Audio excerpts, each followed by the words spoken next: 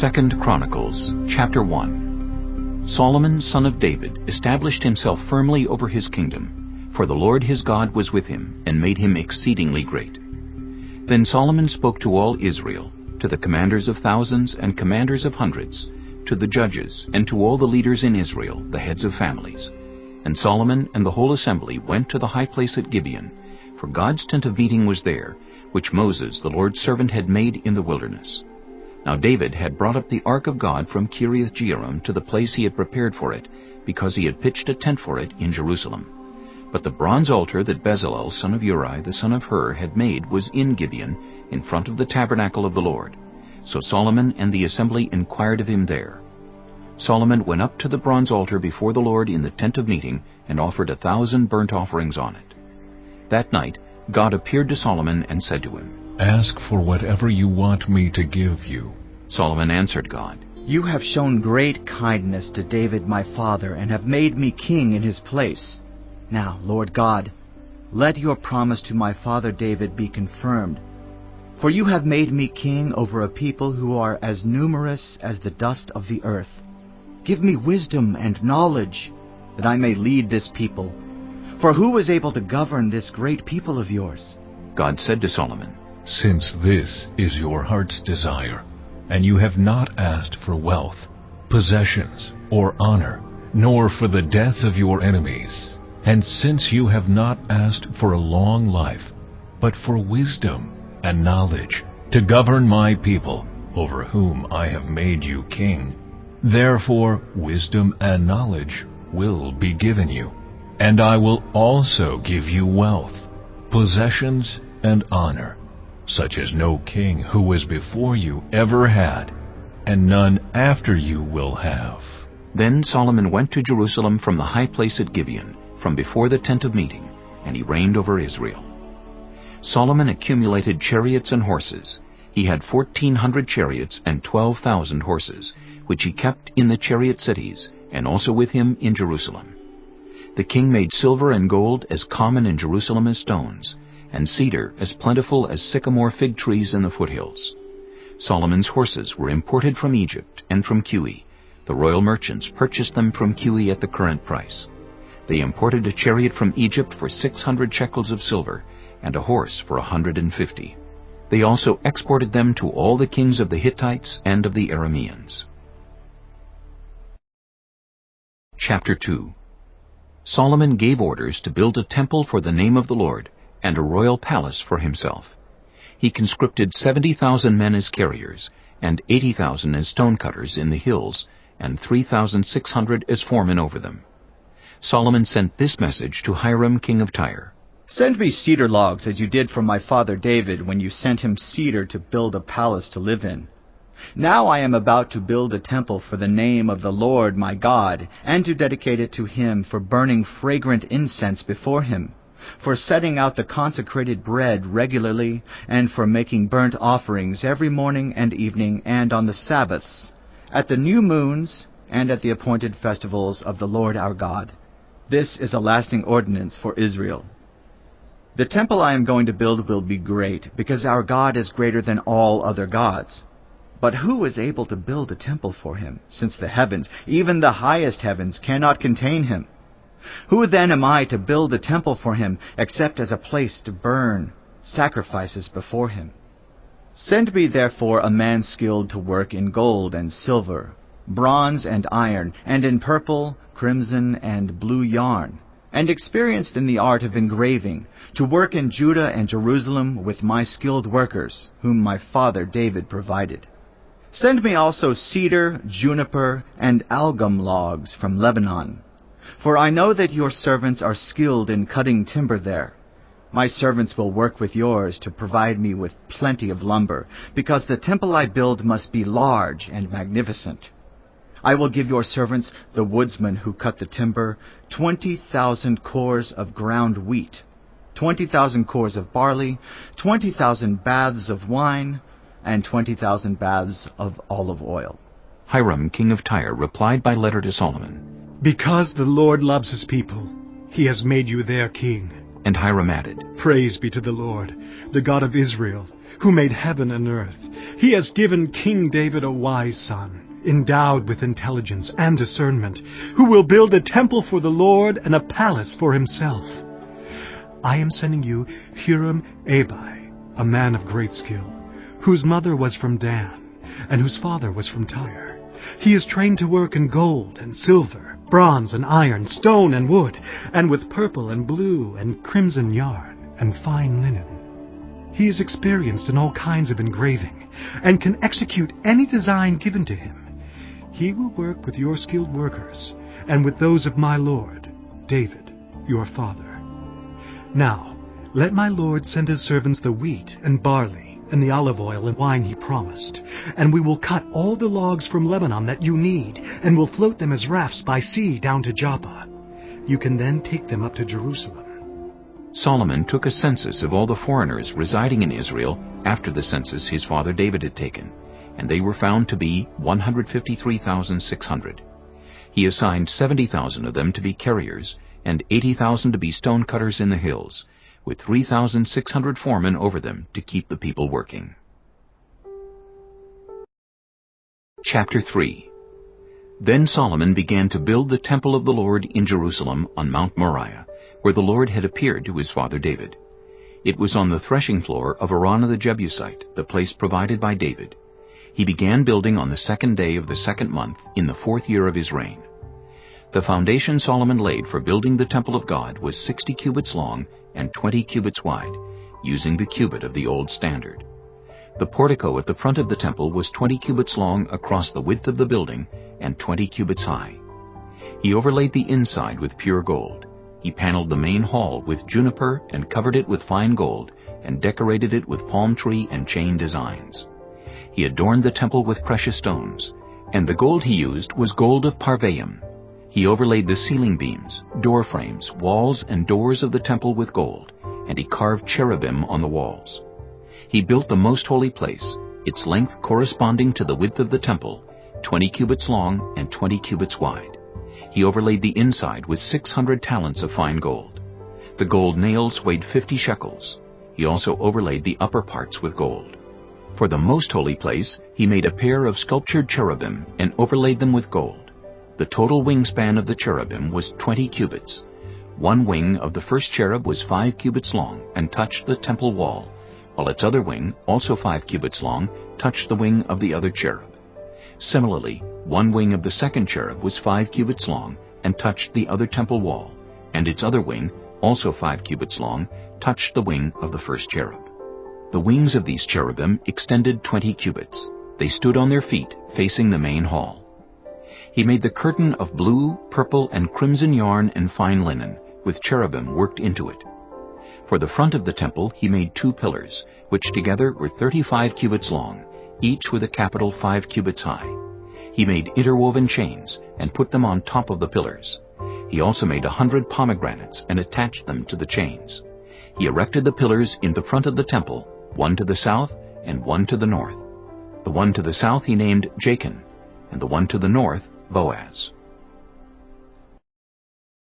Chapter 4. He made a bronze altar 20 cubits long, 20 cubits wide, and 10 cubits high.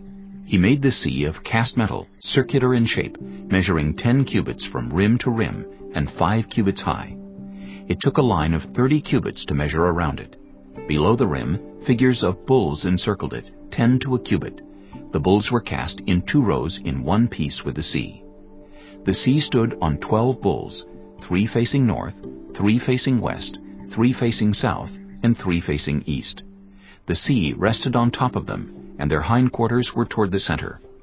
It was a handbreadth in thickness, and its rim was like the rim of a cup, like a lily blossom. It held 3,000 baths. He then made 10 basins for washing, and placed 5 on the south side and 5 on the north. In them the things to be used for the burnt offerings were rinsed, but the sea was to be used by the priests for washing. He made 10 gold lampstands according to the specifications for them, and placed them in the temple, 5 on the south side and 5 on the north. He made 10 tables and placed them in the temple, 5 on the south side and 5 on the north. He also made 100 gold sprinkling bowls. He made the courtyard of the priests, and the large court, and the doors for the court, and overlaid the doors with bronze. He placed the sea on the south side, at the southeast corner. And Huram also made the pots and shovels and sprinkling bowls. So Huram finished the work he had undertaken for King Solomon in the temple of God: the 2 pillars, the 2 bowl-shaped capitals on top of the pillars, the 2 sets of network decorating the 2 bowl-shaped capitals on top of the pillars, the 400 pomegranates for the 2 sets of network, 2 rows of pomegranates for each network decorating the bowl-shaped capitals on top of the pillars, the stands with their basins, the sea and the 12 bowls under it, the pots, shovels, meat forks, and all related articles. All the objects that Huram-Abi made for King Solomon for the temple of the Lord were of polished bronze. The king had them cast in clay molds in the plain of the Jordan between Succoth and Zarethan. All these things that Solomon made amounted to so much that the weight of the bronze could not be calculated. Solomon also made all the furnishings that were in God's temple: the golden altar, the tables on which was the bread of the presence, the lampstands of pure gold with their lamps to burn in front of the inner sanctuary as prescribed, the gold floral work and lamps and tongs, they were solid gold, the pure gold wick trimmers, sprinkling bowls, dishes and censers, and the gold doors of the temple, the inner doors to the most holy place, and the doors of the main hall. Chapter 5. When all the work Solomon had done for the temple of the Lord was finished, he brought in the things his father David had dedicated, the silver and gold, and all the furnishings, and he placed them in the treasuries of God's temple. Then Solomon summoned to Jerusalem the elders of Israel, all the heads of the tribes and the chiefs of the Israelite families, to bring up the ark of the Lord's covenant from Zion, the city of David. And all the Israelites came together to the king at the time of the festival in the 7th month. When all the elders of Israel had arrived, the Levites took up the ark, and they brought up the ark and the tent of meeting and all the sacred furnishings in it. The Levitical priests carried them up, and King Solomon and the entire assembly of Israel that had gathered about him were before the ark, sacrificing so many sheep and cattle that they could not be recorded or counted. The priests then brought the ark of the Lord's covenant to its place in the inner sanctuary of the temple, the most holy place, and put it beneath the wings of the cherubim. The cherubim spread their wings over the place of the ark and covered the ark and its carrying poles. These poles were so long that their ends, extending from the ark, could be seen from in front of the inner sanctuary, but not from outside the holy place, and they are still there today. There was nothing in the ark except the 2 tablets that Moses had placed in it at Horeb, where the Lord made a covenant with the Israelites after they came out of Egypt. The priests then withdrew from the holy place. All the priests who were there had consecrated themselves, regardless of their divisions. All the Levites who were musicians, Asaph, Heman, Jeduthun, and their sons and relatives, stood on the east side of the altar, dressed in fine linen, and playing cymbals, harps, and lyres. They were accompanied by 120 priests, sounding trumpets. The trumpeters and musicians joined in unison to give praise and thanks to the Lord. Accompanied by trumpets, cymbals, and other instruments, the singers raised their voices in praise to the Lord and sang, "He is good. His love endures forever." Then the temple of the Lord was filled with a cloud, and the priests could not perform their service because of the cloud, for the glory of the Lord filled the temple of God. Chapter 6. Then Solomon said, The Lord has said that he would dwell in a dark cloud. I have built a magnificent temple for you, a place for you to dwell forever. While the whole assembly of Israel was standing there, the king turned around and blessed them. Then he said, Praise be to the Lord, the God of Israel, who with his hands has fulfilled what he promised with his mouth to my father David.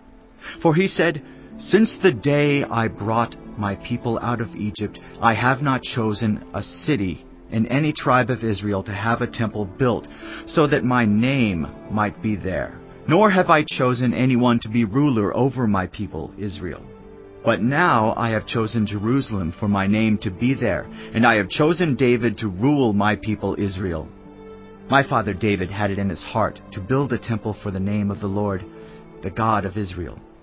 But the Lord said to my father David, You did well to have it in your heart to build a temple for my name.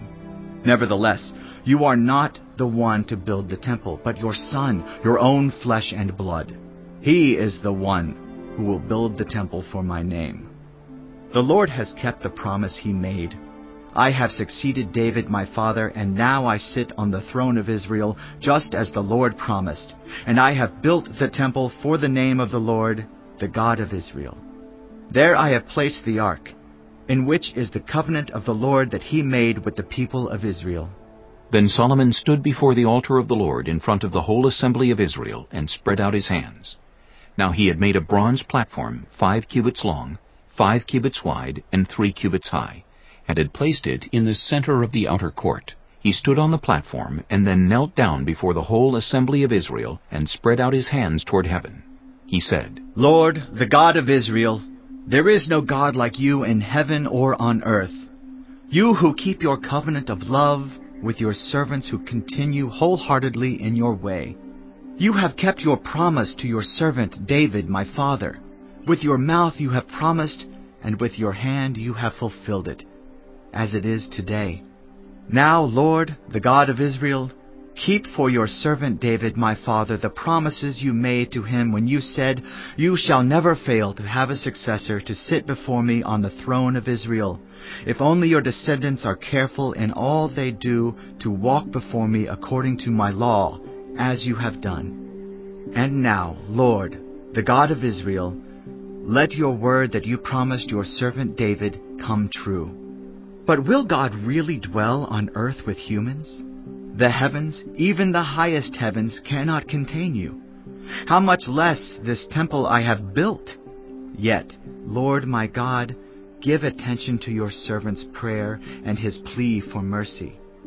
Hear the cry and the prayer that your servant is praying in your presence. May your eyes be open toward this temple day and night, this place of which you said you would put your name there. May you hear the prayer your servant prays toward this place. Hear the supplications of your servant and of your people Israel when they pray toward this place. Hear from heaven, your dwelling place, and when you hear, forgive. When anyone wrongs their neighbor and is required to take an oath, and they come and swear the oath before your altar in this temple, then hear from heaven and act.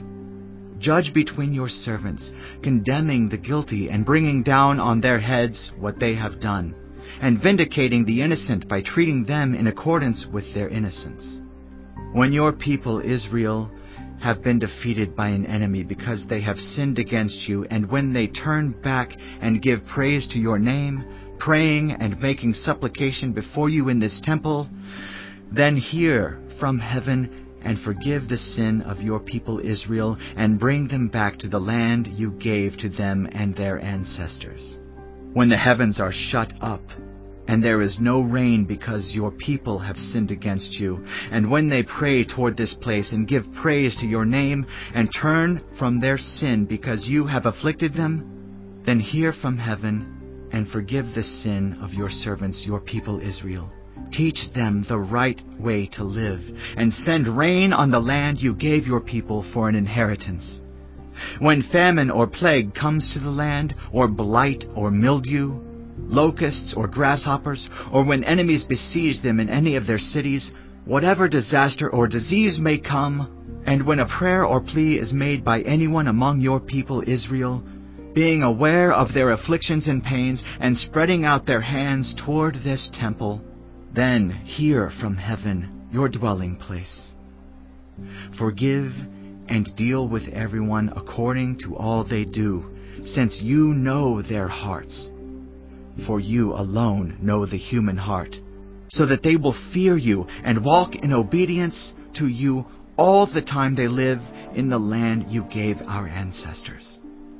As for the foreigner who does not belong to your people Israel, but has come from a distant land because of your great name and your mighty hand and your outstretched arm, when they come and pray toward this temple, then hear from heaven, your dwelling place.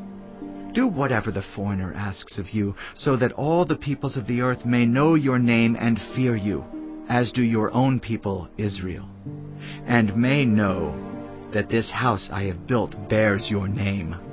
When your people go to war against their enemies, wherever you send them, and when they pray to you toward this city you have chosen and the temple I have built for your name, Then hear from heaven their prayer and their plea, and uphold their cause. When they sin against you, for there is no one who does not sin, and you become angry with them and give them over to the enemy, who takes them captive to a land far away or near, and if they have a change of heart in the land where they are held captive, and repent and plead with you in the land of their captivity, and say, "We have sinned, we have done wrong and acted wickedly," and if they turn back to you with all their heart and soul in the land of their captivity where they were taken, and pray toward the land you gave their ancestors, toward the city you have chosen, and toward the temple I have built for your name, then from heaven, your dwelling place, hear their prayer and their pleas, and uphold their cause, and forgive your people who have sinned against you. Now, my God, may your eyes be open and your ears attentive to the prayers offered in this place. Now arise, Lord God, and come to your resting place, you and the ark of your might. May your priests, Lord God, be clothed with salvation. May your faithful people rejoice in your goodness. Lord God, do not reject your anointed one. Remember the great love promised to David your servant. Chapter 7. When Solomon finished praying, fire came down from heaven and consumed the burnt offering and the sacrifices, and the glory of the Lord filled the temple. The priests could not enter the temple of the Lord because the glory of the Lord filled it. When all the Israelites saw the fire coming down and the glory of the Lord above the temple, they knelt on the pavement with their faces to the ground, and they worshipped and gave thanks to the Lord, saying, "He is good! His love endures forever!" Then the king and all the people offered sacrifices before the Lord. And King Solomon offered a sacrifice of 22,000 head of cattle, and 120,000 sheep and goats. So the king and all the people dedicated the temple of God. The priests took their positions, as did the Levites, with the Lord's musical instruments, which King David had made for praising the Lord, and which were used when he gave thanks, saying, "His love endures forever." Opposite the Levites, the priests blew their trumpets, and all the Israelites were standing. Solomon consecrated the middle part of the courtyard in front of the temple of the Lord, and there he offered burnt offerings and the fat of the fellowship offerings, because the bronze altar he had made could not hold the burnt offerings, the grain offerings, and the fat portions. So Solomon observed the festival at that time for 7 days, and all Israel with him, a vast assembly, people from Lebo-Hamath to the Wadi of Egypt. On the 8th day they held an assembly, for they had celebrated the dedication of the altar for 7 days, and the festival for 7 days more. On the 23rd day of the 7th month he sent the people to their homes, joyful and glad in heart for the good things the Lord had done for David and Solomon and for his people Israel. When Solomon had finished the temple of the Lord in the royal palace, and had succeeded in carrying out all he had in mind to do in the temple of the Lord and in his own palace, the Lord appeared to him at night and said, I have heard your prayer, and have chosen this place for myself as a temple for sacrifices. When I shut up the heavens so that there is no rain, or command locusts to devour the land, or send a plague among my people, if my people, who are called by my name, will humble themselves and pray and seek my face, and turn from their wicked ways, then I will hear from heaven, and I will forgive their sin, and will heal their land. Now my eyes will be open, and my ears attentive to the prayers offered in this place. I have chosen and consecrated this temple, so that my name may be there forever. My eyes and my heart will always be there. As for you, if you walk before me faithfully, as David your father did, and do all I command, and observe my decrees and laws, I will establish your royal throne, as I covenanted with David your father, when I said, You shall never fail to have a successor to rule over Israel.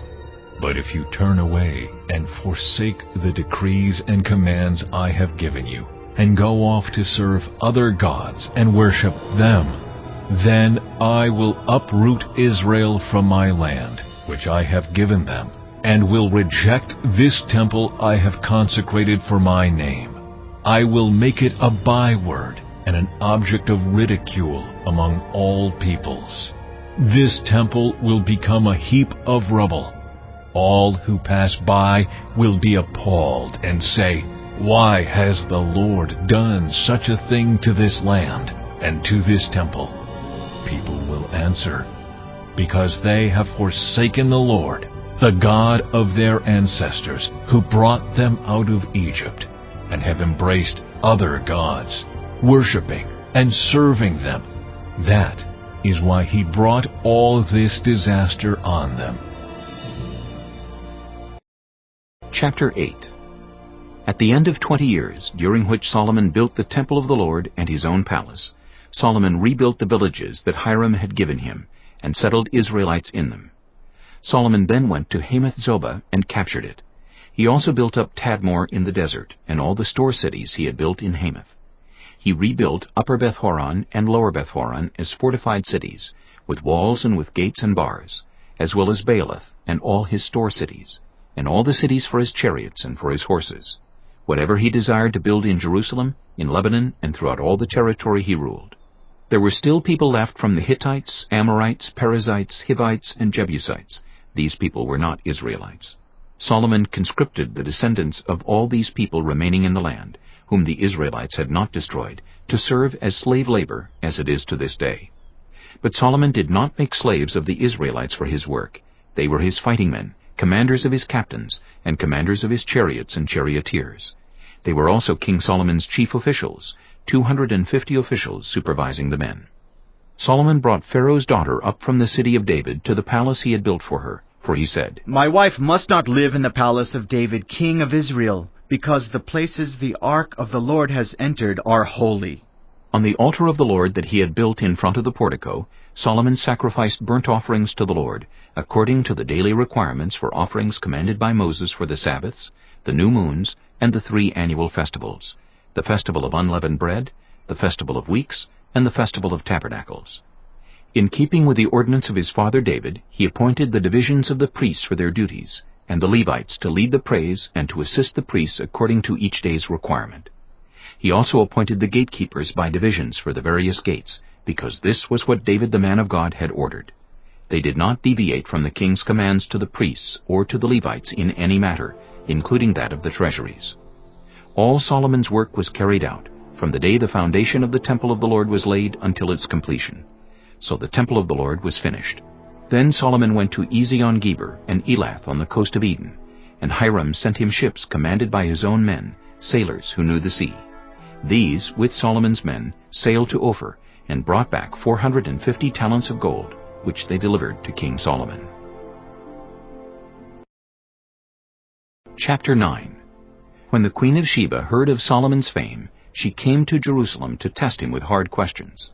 Arriving with a very great caravan, with camels carrying spices, large quantities of gold and precious stones, she came to Solomon and talked with him about all she had on her mind. Solomon answered all her questions. Nothing was too hard for him to explain to her. When the queen of Sheba saw the wisdom of Solomon, as well as the palace he had built, the food on his table, the seating of his officials, the attending servants in their robes, the cupbearers in their robes, and the burnt offerings he made at the temple of the Lord, she was overwhelmed. She said to the king, "The report I heard in my own country about your achievements and your wisdom is true. But I did not believe what they said until I came and saw with my own eyes.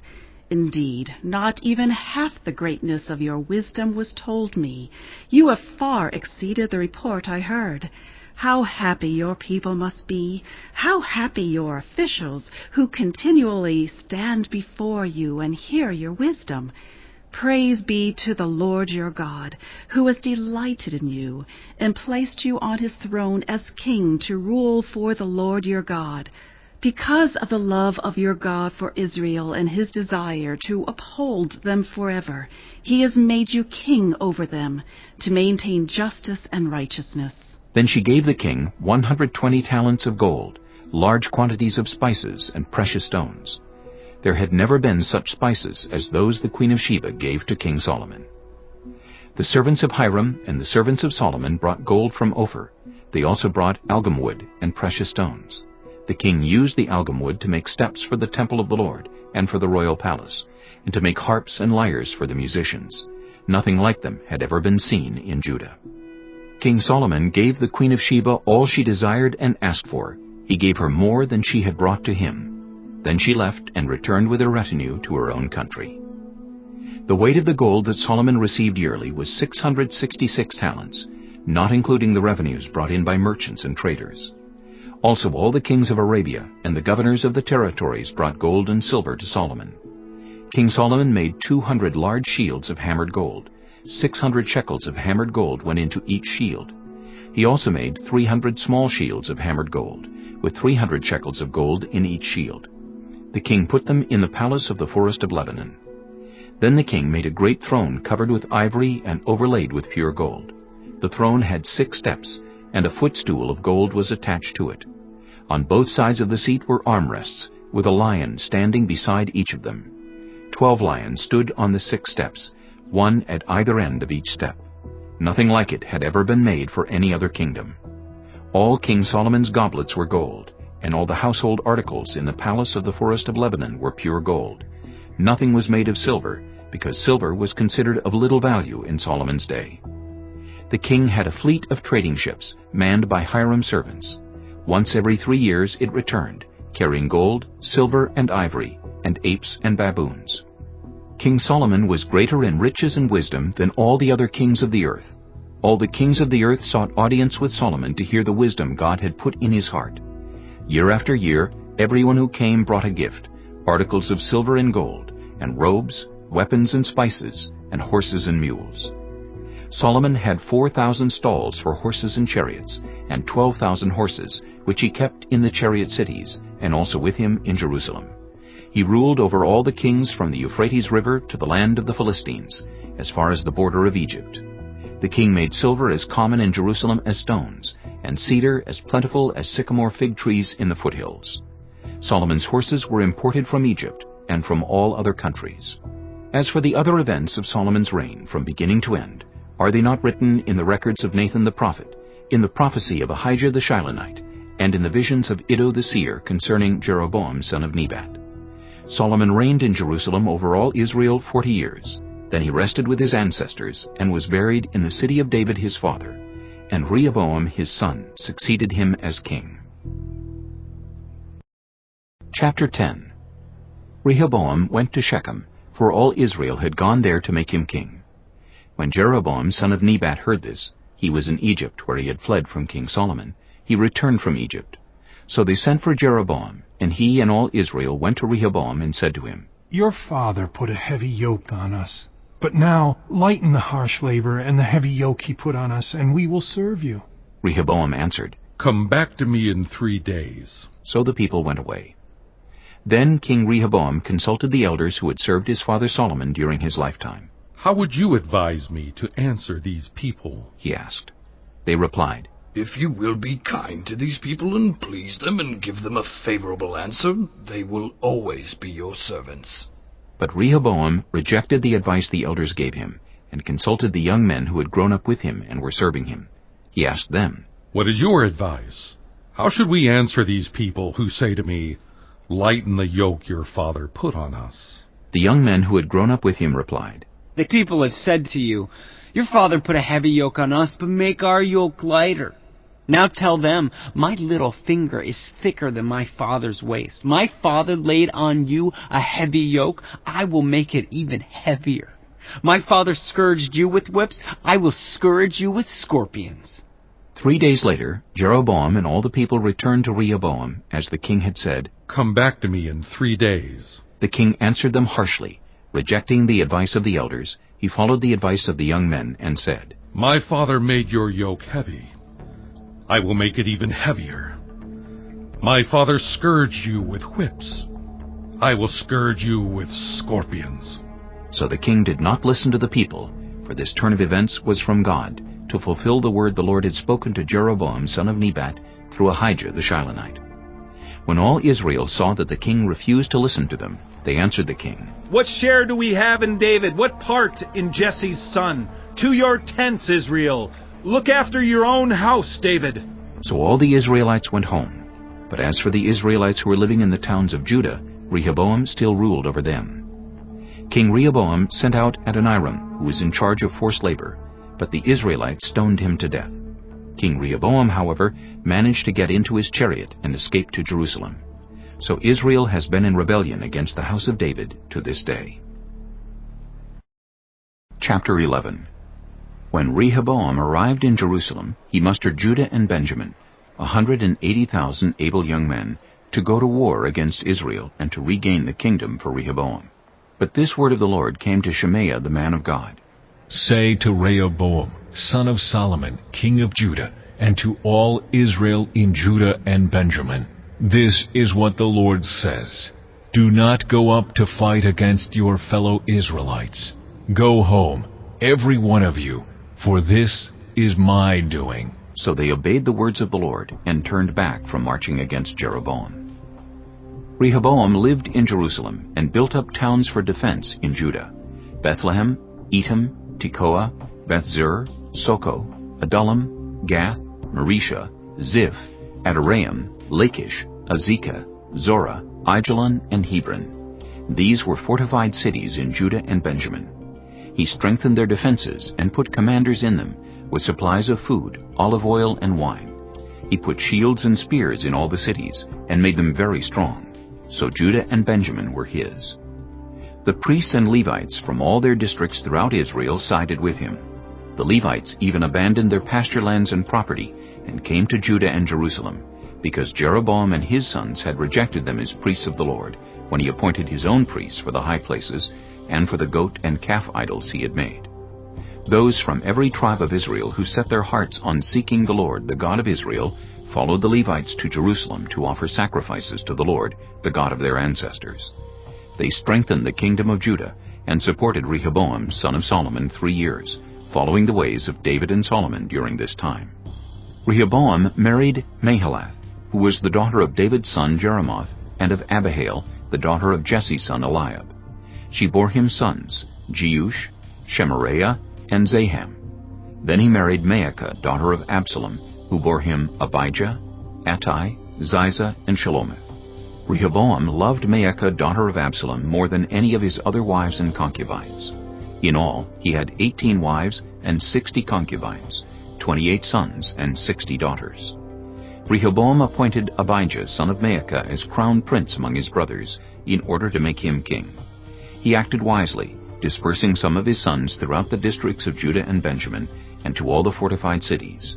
He gave them abundant provisions, and took many wives for them. Chapter 12. After Rehoboam's position as king was established, and he had become strong, he and all Israel with him abandoned the law of the Lord. Because they had been unfaithful to the Lord, Shishak, king of Egypt, attacked Jerusalem in the 5th year of King Rehoboam. With 1,200 chariots and 60,000 horsemen, and the innumerable troops of Libyans, Sukkites, and Cushites that came with him from Egypt, he captured the fortified cities of Judah, and came as far as Jerusalem. Then the prophet Shemaiah came to Rehoboam and to the leaders of Judah who had assembled in Jerusalem for fear of Shishak, and he said to them, "This is what the Lord says. You have abandoned me. Therefore, I now abandon you to Shishak." The leaders of Israel and the king humbled themselves and said, "The Lord is just." When the Lord saw that they humbled themselves, this word of the Lord came to Shemaiah. Since they have humbled themselves, I will not destroy them, but will soon give them deliverance. My wrath will not be poured out on Jerusalem through Shishak. They will, however, become subject to him, so that they may learn the difference between serving me and serving the kings of other lands. When Shishak, king of Egypt, attacked Jerusalem, he carried off the treasures of the temple of the Lord and the treasures of the royal palace. He took everything, including the gold shield Solomon had made. So King Rehoboam made bronze shields to replace them, and assigned these to the commanders of the guard on duty at the entrance of the royal palace. Whenever the king went to the Lord's temple, the guards went with him, bearing the shields, and afterward they returned them to the guardroom. Because Rehoboam humbled himself, the Lord's anger turned from him, and he was not totally destroyed. Indeed, there was some good in Judah. King Rehoboam established himself firmly in Jerusalem, and continued as king. He was 41 years old when he became king, and he reigned 17 years in Jerusalem, the city the Lord had chosen out of all the tribes of Israel in which to put his name. His mother's name was Naamah. She was an Ammonite. He did evil because he had not set his heart on seeking the Lord. As for the events of Rehoboam's reign, from beginning to end, are they not written in the records of Shemaiah the prophet and of Iddo the seer that deal with genealogies? There was continual warfare between Rehoboam and Jeroboam. Rehoboam rested with his ancestors and was buried in the city of David, and Abijah his son succeeded him as king. Chapter 13. In the 18th year of the reign of Jeroboam, Abijah became king of Judah, and he reigned in Jerusalem 3 years. His mother's name was Maacah, a daughter of Uriel of Gibeah. There was war between Abijah and Jeroboam. Abijah went into battle with an army of 400,000 able fighting men, and Jeroboam drew up a battle line against him with 800,000 able troops. Abijah stood on Mount Zemaraim in the hill country of Ephraim and said, Jeroboam and all Israel, listen to me. Don't you know that the Lord, the God of Israel, has given the kingship of Israel to David and his descendants forever by a covenant of salt? Yet Jeroboam, son of Nebat, an official of Solomon, son of David, rebelled against his master. Some worthless scoundrels gathered around him and opposed Rehoboam, son of Solomon, when he was young and indecisive and not strong enough to resist them. And now you plan to resist the kingdom of the Lord, which is in the hands of David's descendants. You are indeed a vast army, and have with you the golden calves that Jeroboam made to be your gods. But didn't you drive out the priests of the Lord, the sons of Aaron, and the Levites, and make priests of your own, as the peoples of other lands do? Whoever comes to consecrate himself with a young bull and 7 rams may become a priest of what are not gods. As for us, the Lord is our God, and we have not forsaken him. The priests who serve the Lord are sons of Aaron, and the Levites assist them. Every morning and evening they present burnt offerings and fragrant incense to the Lord. They set out the bread on the ceremonially clean table, and light the lamps on the gold lampstand every evening. We are observing the requirements of the Lord our God. But you have forsaken him. God is with us. He is our leader. His priests with their trumpets will sound the battle cry against you. People of Israel, do not fight against the Lord, the God of your ancestors, for you will not succeed. Now Jeroboam had sent troops around to the rear, so that while he was in front of Judah, the ambush was behind them. Judah turned and saw that they were being attacked at both front and rear. Then they cried out to the Lord. The priests blew their trumpets, and the men of Judah raised the battle cry. At the sound of their battle cry, God routed Jeroboam and all Israel before Abijah and Judah. The Israelites fled before Judah, and God delivered them into their hands. Abijah and his troops inflicted heavy losses on them, so that there were 500,000 casualties among Israel's able men. The Israelites were subdued on that occasion, and the people of Judah were victorious because they relied on the Lord, the God of their ancestors. Abijah pursued Jeroboam and took from him the towns of Bethel, Jeshanah, and Ephron with their surrounding villages. Jeroboam did not regain power during the time of Abijah, and the Lord struck him down, and he died. But Abijah grew in strength. He married 14 wives and had 22 sons and 16 daughters. The other events of Abijah's reign, what he did and what he said, are written in the annotations of the prophet Iddo. Chapter 14. And Abijah rested with his ancestors and was buried in the city of David. Asa his son succeeded him as king, and in his days the country was at peace for 10 years. Asa did what was good and right in the eyes of the Lord his God. He removed the foreign altars and the high places, smashed the sacred stones, and cut down the Asherah poles. He commanded Judah to seek the Lord, the God of their ancestors, and to obey his laws and commands. He removed the high places and incense altars in every town in Judah, and the kingdom was at peace under him. He built up the fortified cities of Judah, since the land was at peace. No one was at war with him during those years, for the Lord gave him rest. "Let us build up these towns," he said to Judah, "and put walls around them, with towers, gates and bars. The land is still ours, because we have sought the Lord our God. We sought him, and he has given us rest on every side." So they built and prospered. Asa had an army of 300,000 men from Judah, equipped with large shields and with spears, and 280,000 from Benjamin, armed with small shields and with bows. All these were brave fighting men. Zerah the Cushite marched out against them with an army of thousands upon thousands and 300 chariots, and came as far as Maresha. Asa went out to meet him, and they took up battle positions in the valley of Zephathah near Maresha. Then Asa called to the Lord his God and said, "Lord, there is no one like you to help the powerless against the mighty. Help us, Lord our God, for we rely on you, and in your name we have come against this vast army. Lord, you are our God. Do not let mere mortals prevail against you." The Lord struck down the Cushites before Asa and Judah. The Cushites fled, and Asa and his army pursued them as far as Gerar. Such a great number of Cushites fell that they could not recover. They were crushed before the Lord and his forces. The men of Judah carried off a large amount of plunder. They destroyed all the villages around Gerar, for the terror of the Lord had fallen on them. They looted all these villages, since there was much plunder there. They also attacked the camps of the herders and carried off droves of sheep and goats and camels. Then they returned to Jerusalem. Chapter 15. The Spirit of God came on Azariah son of Oded.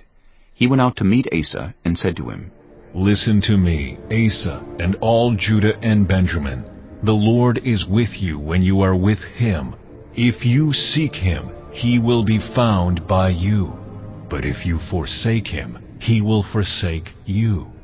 For a long time Israel was without the true God, without a priest to teach, and without the law. But in their distress they turned to the Lord, the God of Israel, and sought him, and he was found by them. In those days it was not safe to travel about, for all the inhabitants of the lands were in great turmoil. One nation was being crushed by another, and one city by another, because God was troubling them with every kind of distress. But as for you, be strong and do not give up, for your work will be rewarded. When Asa heard these words and the prophecy of Azariah son of Oded the prophet, he took courage. He removed the detestable idols from the whole land of Judah and Benjamin, and from the towns he had captured in the hills of Ephraim. He repaired the altar of the Lord that was in front of the portico of the Lord's temple. Then he assembled all Judah and Benjamin, and the people from Ephraim, Manasseh, and Simeon who had settled among them, for large numbers had come over to him from Israel when they saw that the Lord his God was with him. They assembled at Jerusalem in the 3rd month of the 15th year of Asa's reign. At that time they sacrificed to the Lord 700 head of cattle and 7,000 sheep and goats from the plunder they had brought back. They entered into a covenant to seek the Lord, the God of their ancestors, with all their heart and soul. All who would not seek the Lord, the God of Israel, were to be put to death, whether small or great, man or woman. They took an oath to the Lord with loud acclamation, with shouting, and with trumpets and horns. All Judah rejoiced about the oath because they had sworn it wholeheartedly. They sought God eagerly, and he was found by them. So the Lord gave them rest on every side. King Asa also deposed his grandmother Maacah from her position as queen mother, because she had made a repulsive image for the worship of Asherah. Asa cut it down, broke it up, and burned it in the Kidron Valley.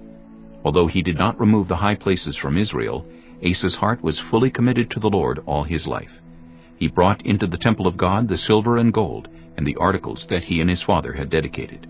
There was no more war until the 35th year of Asa's reign. Chapter 16. In the 36th year of Asa's reign, Baasha, king of Israel, went up against Judah and fortified Ramah to prevent anyone from leaving or entering the territory of Asa, king of Judah. Asa then took the silver and gold out of the treasuries of the Lord's temple and of his own palace, and sent it to Ben-Hadad, king of Aram, who was ruling in Damascus. "Let there be a treaty between me and you," he said, "as there was between my father and your father. See, I am sending you silver and gold. Now break your treaty with Baasha, king of Israel, so he will withdraw from me. Ben-Hadad agreed with King Asa and sent the commanders of his forces against the towns of Israel. They conquered Ijon, Dan, Abel-Maim, and all the store cities of Naphtali. When Baasha heard this, he stopped building Ramah and abandoned his work. Then King Asa brought all the men of Judah, and they carried away from Ramah the stones and timber Baasha had been using. With them he built up Geba and Mizpah. At that time Hanani the seer came to Asa king of Judah and said to him, Because you relied on the king of Aram and not on the Lord your God, the army of the king of Aram has escaped from your hand. Were not the Cushites and Libyans a mighty army with great numbers of chariots and horsemen? Yet when you relied on the Lord, he delivered them into your hand. For the eyes of the Lord range throughout the earth to strengthen those whose hearts are fully committed to him. You have done a foolish thing, and from now on you will be at war.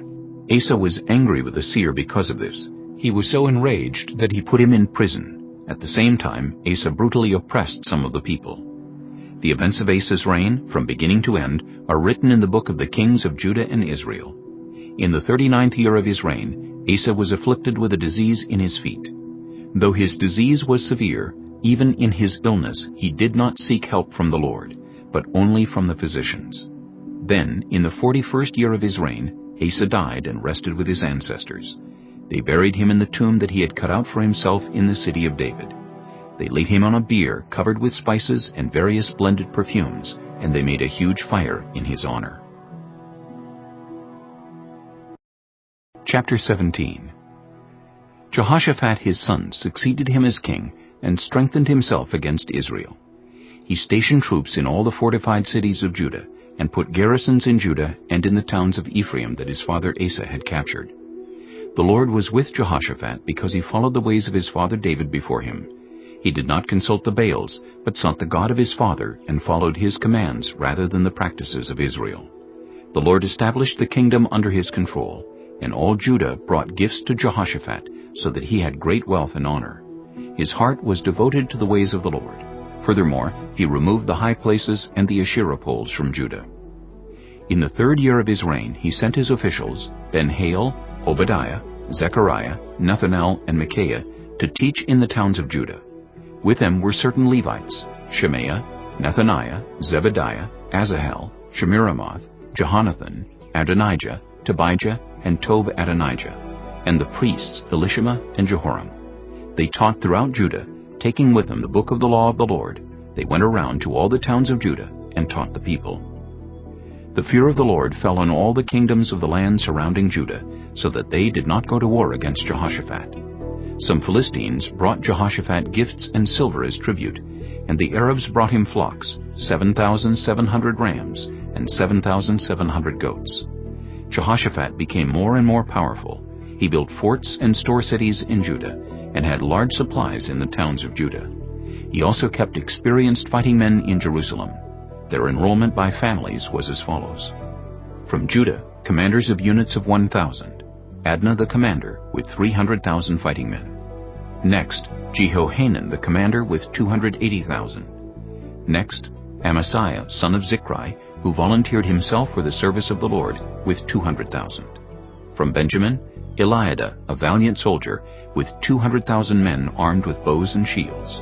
Next, Jehozabad, with 180,000 men armed for battle. These were the men who served the king, besides those he stationed in the fortified cities throughout Judah. Chapter 18. Now Jehoshaphat had great wealth and honor, and he allied himself with Ahab by marriage. Some years later he went down to see Ahab in Samaria. Ahab slaughtered many sheep and cattle for him and the people with him, and urged him to attack Ramoth-Gilead. Ahab king of Israel asked Jehoshaphat king of Judah, "Will you go with me against Ramoth-Gilead?" Jehoshaphat replied, "I am as you are, and my people as your people. We will join you in the war." But Jehoshaphat also said to the king of Israel, "First, seek the counsel of the Lord." So the king of Israel brought together the prophets, 400 men, and asked them, "Shall we go to war against Ramoth-Gilead, or shall I not?" "Go," they answered, "for God will give it into the king's hand." But Jehoshaphat asked, Is there no longer a prophet of the Lord here whom we can inquire of? The king of Israel answered Jehoshaphat, There is still one prophet through whom we can inquire of the Lord, but I hate him because he never prophesies anything good about me, but always bad. He is Micaiah, son of Imlah. The king should not say such a thing, Jehoshaphat replied. So the king of Israel called one of his officials and said, Bring Micaiah, son of Imlah, at once. Dressed in their royal robes, the king of Israel and Jehoshaphat, king of Judah, were sitting on their thrones at the threshing floor by the entrance of the gate of Samaria, with all the prophets prophesying before them. Now Zedekiah, son of Kenaanah, had made iron horns, and he declared, This is what the Lord says, With these you will gore the Arameans until they are destroyed. All the other prophets were prophesying the same thing. Attack Ramoth Gilead and be victorious, they said, for the Lord will give it into the king's hand. The messenger who had gone to summon Micaiah said to him, Look, the other prophets without exception are predicting success for the king. Let your word agree with theirs, and speak favorably. But Micaiah said, As surely as the Lord lives, I can tell him only what my God says. When he arrived, the king asked him, Micaiah, shall we go to war against Ramoth Gilead, or shall I not? Attack, and be victorious, he answered, for they will be given into your hand. The king said to him, How many times must I make you swear to tell me nothing but the truth in the name of the Lord? Then Micaiah answered, I saw all Israel scattered on the hills like sheep without a shepherd. And the Lord said, These people have no master. Let each one go home in peace. The king of Israel said to Jehoshaphat, Didn't I tell you that he never prophesies anything good about me, but only bad? Micaiah continued, Therefore hear the word of the Lord. I saw the Lord sitting on his throne with all the multitudes of heaven, standing on his right and on his left. And the Lord said, Who will entice Ahab, king of Israel, into attacking Ramoth Gilead and going to his death there? One suggested this, and another that. Finally, a spirit came forward, stood before the Lord and said, I will entice him. By what means, the Lord asked. I will go and be a deceiving spirit in the mouths of all his prophets, he said. You will succeed in enticing him, said the Lord. Go and do it. So now the Lord has put a deceiving spirit in the mouths of these prophets of yours. The Lord has decreed disaster for you. Then Zedekiah, son of Kenaanah, went up and slapped Micaiah in the face. Which way did the Spirit from the Lord go when he went from me to speak to you? He asked. Micaiah replied, You will find out on the day you go to hide in an inner room. The king of Israel then ordered, Take Micaiah and send him back to Ammon, the ruler of the city, and to Joash, the king's son, and say, This is what the king says. Put this fellow in prison and give him nothing but bread and water until I return safely. Micaiah declared, If you ever return safely, the Lord has not spoken through me. Then he added, Mark my words, all you people. So the king of Israel and Jehoshaphat, king of Judah, went up to Ramoth Gilead. The king of Israel said to Jehoshaphat, I will enter the battle in disguise, but you wear your royal robes. So the king of Israel disguised himself and went into battle.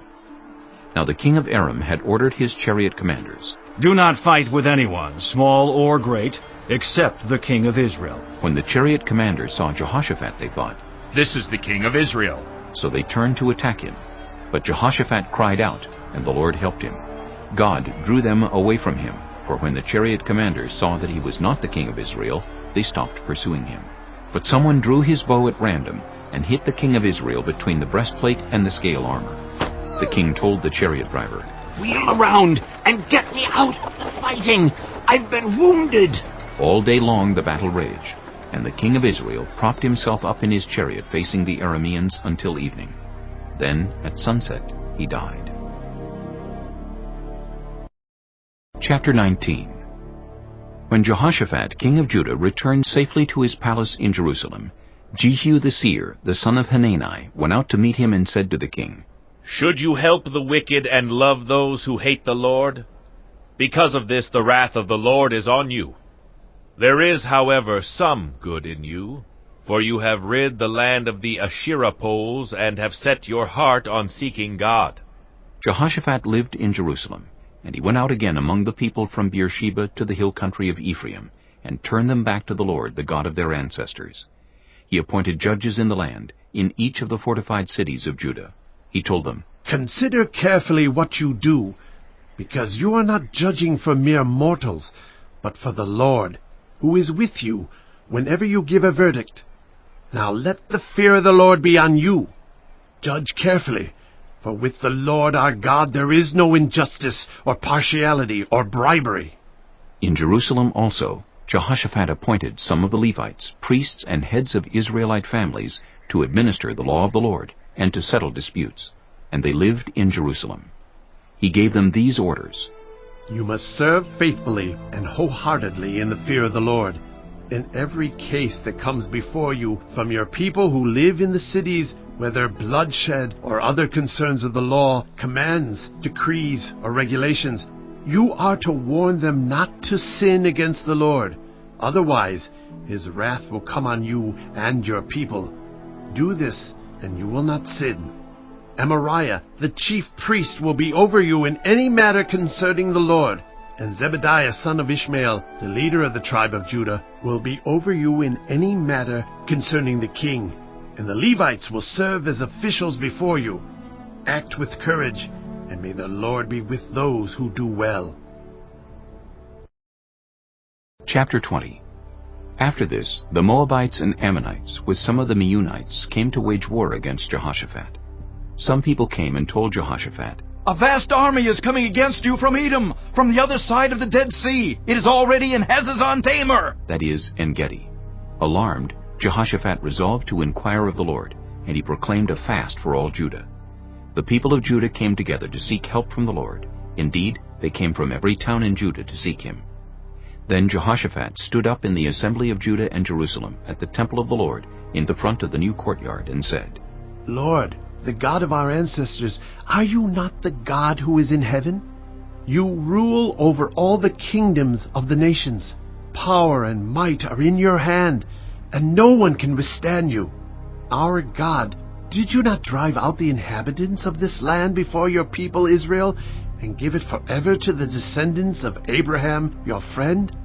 They have lived in it, and have built in it a sanctuary for your name, saying, If calamity comes upon us, whether the sword of judgment, or plague, or famine, we will stand in your presence before this temple that bears your name, and will cry out to you in our distress, and you will hear us and save us. But now here are men from Ammon, Moab, and Mount Seir, whose territory you would not allow Israel to invade when they came from Egypt. So they turned away from them and did not destroy them. See how they are repaying us by coming to drive us out of the possession you gave us as an inheritance? Our God, will you not judge them? For we have no power to face this vast army that is attacking us. We do not know what to do, but our eyes are on you. All the men of Judah, with their wives and children and little ones, stood there before the Lord. Then the Spirit of the Lord came on Jahaziel, son of Zechariah, the son of Benaiah, the son of Jeiel, the son of Mattaniah, a Levite and descendant of Asaph, as he stood in the assembly. He said, Listen, King Jehoshaphat, and all who live in Judah and Jerusalem. This is what the Lord says to you. Do not be afraid or discouraged because of this vast army, for the battle is not yours, but God's. Tomorrow, march down against them. They will be climbing up by the pass of Ziz, and you will find them at the end of the gorge in the desert of Jeruel. You will not have to fight this battle. Take up your positions, stand firm, and see the deliverance the Lord will give you, Judah and Jerusalem. Do not be afraid, do not be discouraged. Go out to face them tomorrow, and the Lord will be with you. Jehoshaphat bowed down with his face to the ground, and all the people of Judah and Jerusalem fell down in worship before the Lord. Then some Levites from the Kohathites and Korahites stood up and praised the Lord, the God of Israel, with a very loud voice. Early in the morning they left for the desert of Tekoa. As they set out, Jehoshaphat stood and said, Listen to me, Judah, and people of Jerusalem. Have faith in the Lord your God, and you will be upheld. Have faith in his prophets, and you will be successful. After consulting the people, Jehoshaphat appointed men to sing to the Lord and to praise him for the splendor of his holiness as they went out at the head of the army, saying, "Give thanks to the Lord, for his love endures forever." As they began to sing and praise, the Lord set ambushes against the men of Ammon and Moab and Mount Seir who were invading Judah, and they were defeated. The Ammonites and Moabites rose up against the men from Mount Seir to destroy and annihilate them. After they finished slaughtering the men from Seir, they helped to destroy one another. When the men of Judah came to the place that overlooks the desert and looked toward the vast army, they saw only dead bodies lying on the ground. No one had escaped. So Jehoshaphat and his men went to carry off their plunder, and they found among them a great amount of equipment and clothing, and also articles of value, more than they could take away. There was so much plunder that it took 3 days to collect it. On the 4th day they assembled in the valley of Berakah, where they praised the Lord. This is why it is called the valley of Berakah to this day. Then, led by Jehoshaphat, all the men of Judah and Jerusalem returned joyfully to Jerusalem, for the Lord had given them cause to rejoice over their enemies. They entered Jerusalem and went to the temple of the Lord with harps and lyres and trumpets. The fear of God came in all the surrounding kingdoms when they heard how the Lord had fought against the enemies of Israel. And the kingdom of Jehoshaphat was at peace, for his God had given him rest on every side. So Jehoshaphat reigned over Judah. He was 35 years old when he became king of Judah, and he reigned in Jerusalem 25 years. His mother's name was Azubah, daughter of Shilhi. He followed the ways of his father Asa, and did not stray from them. He did what was right in the eyes of the Lord. The high places, however, were not removed, and the people still had not set their hearts on the God of their ancestors. The other events of Jehoshaphat's reign, from beginning to end, are written in the annals of Jehu son of Hanani, which are recorded in the book of the kings of Israel. Later, Jehoshaphat king of Judah made an alliance with Ahaziah king of Israel, whose ways were wicked. He agreed with him to construct a fleet of trading ships. After these were built at Ezion-Geber, Eliezer son of Dodavehu of Marisha prophesied against Jehoshaphat, saying, "Because you have made an alliance with Ahaziah, the Lord will destroy what you have made." The ships were wrecked and were not able to set sail to trade. Chapter 21. Then Jehoshaphat rested with his ancestors, and was buried with them in the city of David. And Jehoram his son succeeded him as king. Jehoram's brothers, the sons of Jehoshaphat, were Azariah, Jehiel, Zechariah, Azariahu, Michael, and Shephatiah. All these were sons of Jehoshaphat, king of Israel. Their father had given them many gifts of silver and gold and articles of value, as well as fortified cities in Judah. But he had given the kingdom to Jehoram because he was his firstborn son. When Jehoram established himself firmly over his father's kingdom, he put all his brothers to the sword, along with some of the officials of Israel. Jehoram was 32 years old when he became king, and he reigned in Jerusalem 8 years. He followed the ways of the kings of Israel, as the house of Ahab had done, for he married a daughter of Ahab. He did evil in the eyes of the Lord. Nevertheless, because of the covenant the Lord had made with David, the Lord was not willing to destroy the house of David. He had promised to maintain a lamp for him and his descendants forever. In the time of Jehoram, Edom rebelled against Judah and set up its own king. So Jehoram went there with his officers and all his chariots. The Edomites surrounded him and his chariot commanders, but he rose up and broke through by night. To this day, Edom has been in rebellion against Judah. Libnah revolted at the same time, because Jehoram had forsaken the Lord, the God of his ancestors. He had also built high places on the hills of Judah, and had caused the people of Jerusalem to prostitute themselves, and had led Judah astray. Jehoram received a letter from Elijah the prophet, which said, "This is what the Lord, the God of your father David, says.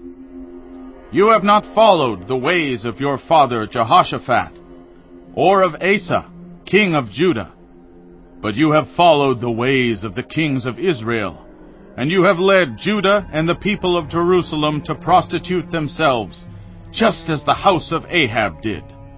You have also murdered your own brothers, members of your own family, men who were better than you. So now the Lord is about to strike your people, your sons, your wives, and everything that is yours with a heavy blow. You yourself will be very ill with a lingering disease of the bowels, until the disease causes your bowels to come out. The Lord aroused against Jehoram the hostility of the Philistines and of the Arabs who lived near the Cushites. They attacked Judah, invaded it, and carried off all the goods found in the king's palace, together with his sons and wives. Not a son was left to him, except Ahaziah the youngest. After all this, the Lord afflicted Jehoram with an incurable disease of the bowels. In the course of time, at the end of the 2nd year, his bowels came out because of the disease, and he died in great pain. His people made no funeral fire in his honor, as they had for his predecessors. Jehoram was 32 years old when he became king, and he reigned in Jerusalem 8 years. He passed away, to no one's regret, and was buried in the city of David, but not in the tombs of the kings. Chapter 22. The people of Jerusalem made Ahaziah, Jehoram's youngest son, king in his place, since the raiders, who came with the Arabs into the camp, had killed all the older sons. So Ahaziah, son of Jehoram, king of Judah, began to reign. Ahaziah was 22 years old when he became king, and he reigned in Jerusalem 1 year. His mother's name was Athaliah, a granddaughter of Omri. He too followed the ways of the house of Ahab, for his mother encouraged him to act wickedly. He did evil in the eyes of the Lord, as the house of Ahab had done, for after his father's death they became his advisers to his undoing. He also followed their counsel when he went with Joram, son of Ahab, king of Israel, to wage war against Hazael, king of Aram, at Ramoth-Gilead. The Arameans wounded Joram, so he returned to Jezreel to recover from the wounds they had inflicted on him at Ramoth in his battle with Hazael, king of Aram. Then Ahaziah, son of Jehoram, king of Judah, went down to Jezreel to see Joram, son of Ahab, because he had been wounded. Through Ahaziah's visit to Joram, God brought about Ahaziah's downfall. When Ahaziah arrived, he went out with Joram to meet Jehu, son of Nimshi, whom the Lord had anointed to destroy the house of Ahab. While Jehu was executing judgment on the house of Ahab, he found the officials of Judah and the sons of Ahaziah's relatives who had been attending Ahaziah, and he killed them. He then went in search of Ahaziah, and his men captured him while he was hiding in Samaria. He was brought to Jehu and put to death. They buried him, for they said, "He was a son of Jehoshaphat, who sought the Lord with all his heart."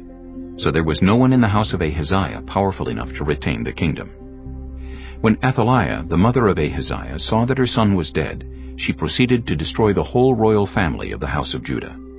But Jehosheba, the daughter of King Jehoram, took Joash, son of Ahaziah, and stole him away from among the royal princes who were about to be murdered, and put him and his nurse in a bedroom.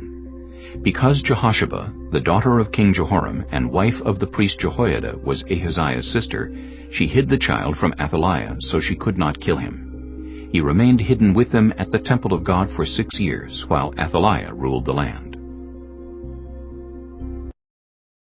Chapter 23. In the 7th year, Jehoiada showed his strength. He made a covenant with the commanders of units of 100, Azariah, son of Jeroham, Ishmael, son of Jehohanan, Azariah, son of Obed, Maaseiah, son of Adaiah, and Elishaphat, son of Zichri.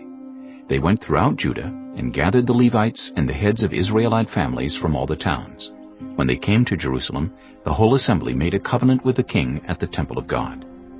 Jehoiada said to them, "The king's son shall reign, as the Lord promised concerning the descendants of David. Now this is what you are to do. 1/3 of you priests and Levites, who are going on duty on the Sabbath, are to keep watch at the doors. 1/3 of you at the royal palace, and 1/3 at the foundation gate. And all the others are to be in the courtyards of the temple of the Lord. No one is to enter the temple of the Lord except the priests and Levites on duty.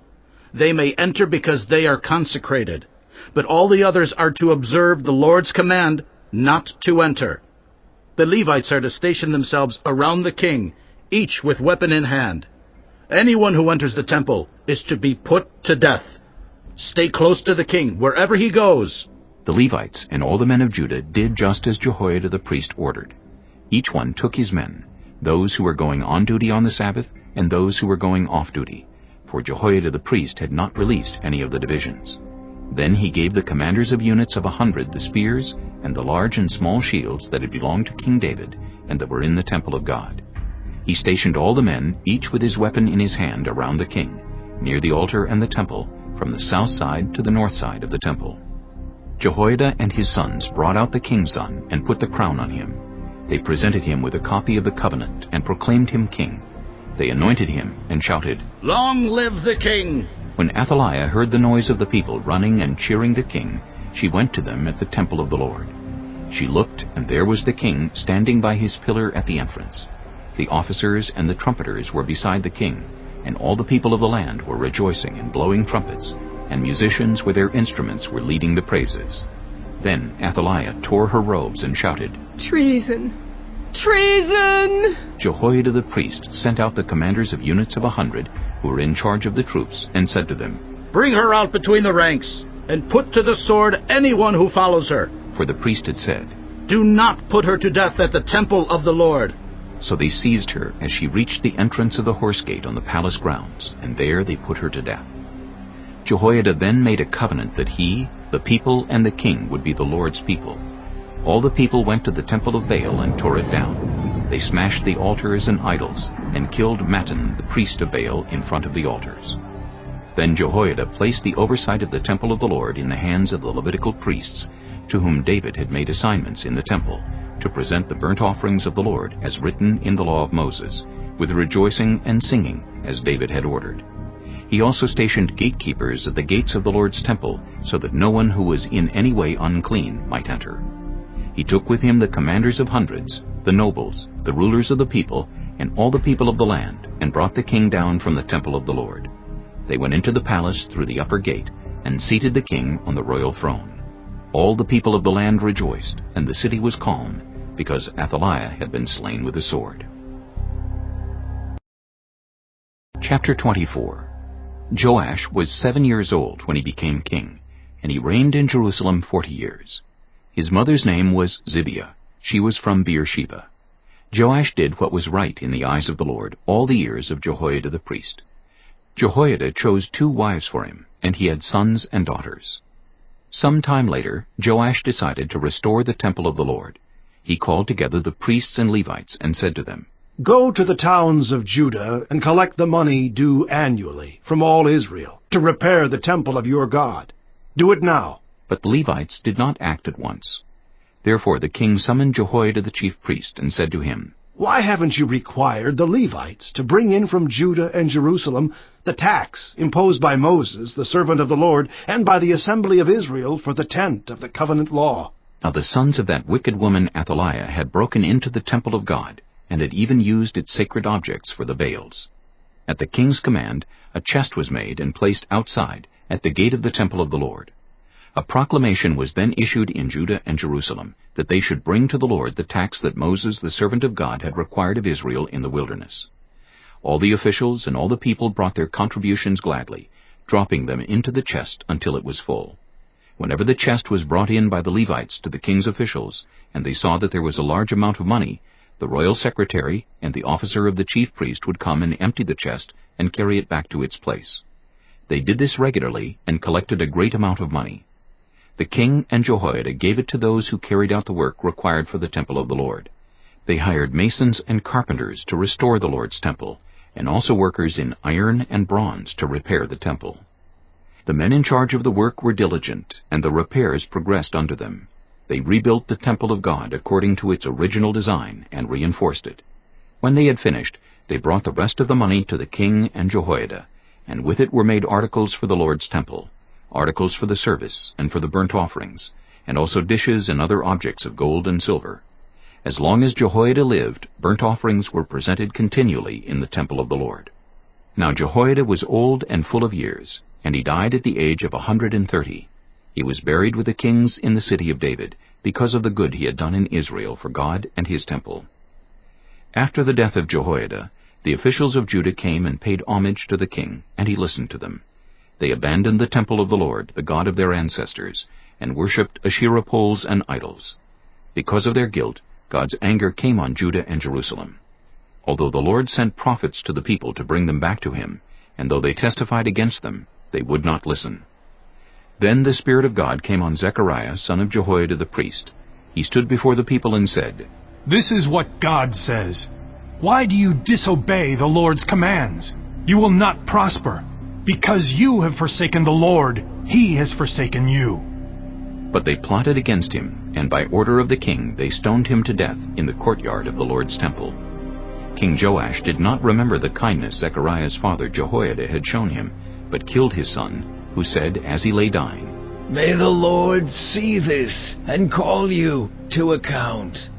At the turn of the year, the army of Aram marched against Joash. It invaded Judah and Jerusalem and killed all the leaders of the people. They sent all the plunder to their king in Damascus. Although the Aramean army had come with only a few men, the Lord delivered into their hands a much larger army. Because Judah had forsaken the Lord, the God of their ancestors, judgment was executed on Joash. When the Arameans withdrew, they left Joash severely wounded. His officials conspired against him for murdering the son of Jehoiada the priest, and they killed him in his bed. So he died and was buried in the city of David, but not in the tombs of the kings. Those who conspired against him were Zabad, son of Shimeath, an Ammonite woman, and Jehozabad, son of Shimrith, a Moabite woman. The account of his sons, the many prophecies about him, and the record of the restoration of the temple of God are written in the annotations on the book of the kings. And Amaziah his son succeeded him as king. Chapter 25. Amaziah was 25 years old when he became king, and he reigned in Jerusalem 29 years. His mother's name was Jehoadan. She was from Jerusalem. He did what was right in the eyes of the Lord, but not wholeheartedly. After the kingdom was firmly in his control, he executed the officials who had murdered his father the king. Yet he did not put their children to death, but acted in accordance with what is written in the law, in the book of Moses, where the Lord commanded, "Parents shall not be put to death for their children, nor children be put to death for their parents. Each will die for their own sin." Amaziah called the people of Judah together and assigned them according to their families to commanders of thousands and commanders of hundreds for all Judah and Benjamin. He then mustered those 20 years old or more, and found that there were 300,000 men fit for military service, able to handle the spear and shield. He also hired 100,000 fighting men from Israel for 100 talents of silver. But a man of God came to him and said, "Your Majesty, these troops from Israel must not march with you. For the Lord is not with Israel, not with any of the people of Ephraim. Even if you go and fight courageously in battle, God will overthrow you before the enemy, for God has the power to help or to overthrow." Amaziah asked the man of God, "But what about the 100 talents I paid for these Israelite troops?" The man of God replied, "The Lord can give you much more than that." So Amaziah dismissed the troops who had come to him from Ephraim and sent them home. They were furious with Judah and left for home in a great rage. Amaziah then marshaled his strength and led his army to the Valley of Salt, where he killed 10,000 men of Seir. The army of Judah also captured 10,000 men alive, took them to the top of a cliff, and threw them down, so that all were dashed to pieces. Meanwhile, the troops that Amaziah had sent back and had not allowed to take part in the war raided towns belonging to Judah from Samaria to Beth-horon. They killed 3,000 people and carried off great quantities of plunder. When Amaziah returned from slaughtering the Edomites, he brought back the gods of the people of Seir. He set them up as his own gods, bowed down to them, and burned sacrifices to them. The anger of the Lord burned against Amaziah, and he sent a prophet to him who said, "Why do you consult this people's gods, which could not save their own people from your hand?" While he was still speaking, the king said to him, "Have we appointed you an advisor to the king? Stop! Why be struck down?" So the prophet stopped, but said, "I know that God has determined to destroy you, because you have done this and have not listened to my counsel." After Amaziah, king of Judah, consulted his advisers, he sent this challenge to Jehoash, son of Jehoahaz, the son of Jehu, king of Israel. "Come, let us face each other in battle." But Jehoash, king of Israel, replied to Amaziah, king of Judah, "A thistle in Lebanon sent a message to a cedar in Lebanon. Give your daughter to my son in marriage. Then a wild beast in Lebanon came along and trampled the thistle underfoot. You say to yourself that you have defeated Edom, and now you are arrogant and proud. But stay at home. Why ask for trouble and cause your own downfall, and that of Judah also?" Amaziah, however, would not listen, for God so worked that he might deliver them into the hands of Jehoash, because they sought the gods of Edom. So Jehoash, king of Israel, attacked. He and Amaziah, king of Judah, faced each other at Beth-shemesh in Judah. Judah was routed by Israel, and every man fled to his home. Jehoash, king of Israel, captured Amaziah, king of Judah, the son of Joash, the son of Ahaziah, at Beth-shemesh. Then Jehoash brought him to Jerusalem and broke down the wall of Jerusalem from the Ephraim gate to the corner gate, a section about 400 cubits long. He took all the gold and silver and all the articles found in the temple of God that had been in the care of Obed-Edom, together with the palace treasures and the hostages, and returned to Samaria. Amaziah, son of Joash, king of Judah, lived for 15 years after the death of Jehoash, son of Jehoahaz, king of Israel. As for the other events of Amaziah's reign, from beginning to end, are they not written in the book of the kings of Judah and Israel? From the time that Amaziah turned away from following the Lord, they conspired against him in Jerusalem, and he fled to Lachish. But they sent men after him to Lachish and killed him there. He was brought back by horse and was buried with his ancestors in the city of Judah. Chapter 26. Then all the people of Judah took Uzziah, who was 16 years old, and made him king in place of his father Amaziah. He was the one who rebuilt Elath and restored it to Judah after Amaziah rested with his ancestors. Uzziah was 16 years old when he became king, and he reigned in Jerusalem 52 years. His mother's name was Jechaliah. She was from Jerusalem. He did what was right in the eyes of the Lord, just as his father Amaziah had done. He sought God during the days of Zechariah, who instructed him in the fear of God. As long as he sought the Lord, God gave him success. He went to war against the Philistines and broke down the walls of Gath, Jabneh, and Ashdod. He then rebuilt towns near Ashdod and elsewhere among the Philistines. God helped him against the Philistines and against the Arabs who lived in Gur-baal and against the Meunites. The Ammonites brought tribute to Uzziah, and his fame spread as far as the border of Egypt, because he had become very powerful.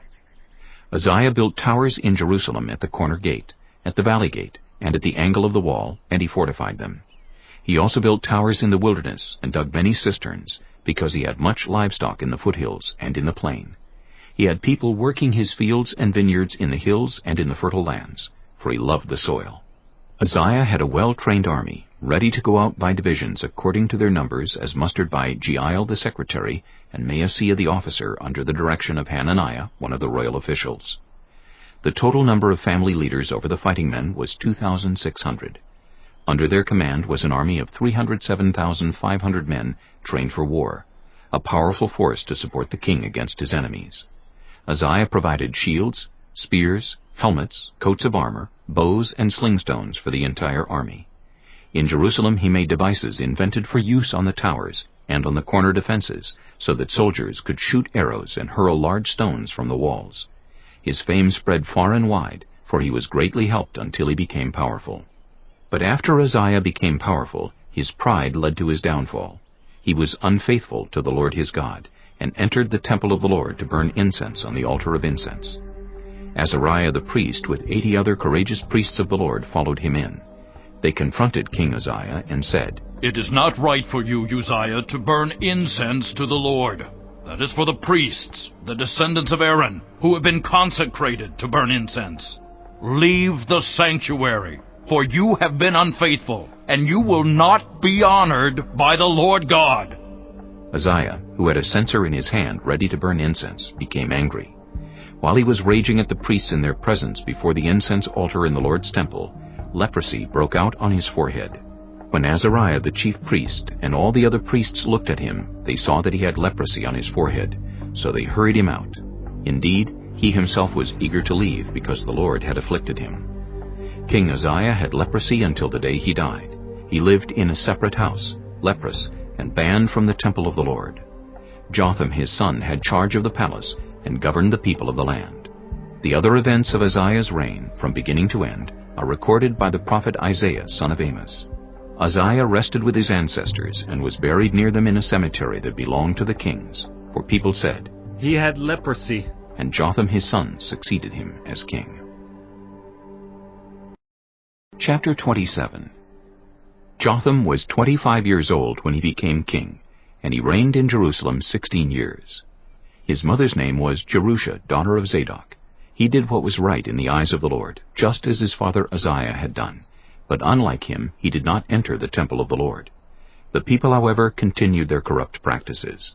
Jotham rebuilt the upper gate of the temple of the Lord, and did extensive work on the wall at the hill of Ophel. He built towns in the hill country of Judah, and forts and towers in the wooded areas. Jotham waged war against the king of the Ammonites and conquered them. That year the Ammonites paid him 100 talents of silver, 10,000 cores of wheat, and 10,000 cores of barley. The Ammonites brought him the same amount also in the second and third years. Jotham grew powerful because he walked steadfastly before the Lord his God. The other events in Jotham's reign, including all his wars and the other things he did, are written in the book of the kings of Israel and Judah. He was 25 years old when he became king, and he reigned in Jerusalem 16 years. Jotham rested with his ancestors and was buried in the city of David, and Ahaz his son succeeded him as king. Chapter 28. Ahaz was 20 years old when he became king, and he reigned in Jerusalem 16 years. Unlike David his father, he did not do what was right in the eyes of the Lord. He followed the ways of the kings of Israel, and also made idols for worshipping the Baals. He burned sacrifices in the valley of Ben Hinnom, and sacrificed his children in the fire, engaging in the detestable practices of the nations the Lord had driven out before the Israelites. He offered sacrifices and burned incense at the high places, on the hilltops, and under every spreading tree. Therefore the Lord his God delivered him into the hands of the king of Aram. The Arameans defeated him, and took many of his people as prisoners, and brought them to Damascus. He was also given into the hands of the king of Israel, who inflicted heavy casualties on him. In one day, Pekah, son of Remaliah, killed 120,000 soldiers in Judah, because Judah had forsaken the Lord, the God of their ancestors. Zichri, an Ephraimite warrior, killed Maaseiah, the king's son, Azrikam, the officer in charge of the palace, and Elkanah, second to the king. The men of Israel took captive from their fellow Israelites who were from Judah 200,000 wives, sons, and daughters. They also took a great deal of plunder, which they carried back to Samaria. But a prophet of the Lord named Oded was there, and he went out to meet the army when it returned to Samaria. He said to them, "Because the Lord, the God of your ancestors, was angry with Judah, he gave them into your hand. But you have slaughtered them in a rage that reaches to heaven. And now you intend to make the men and women of Judah and Jerusalem your slaves.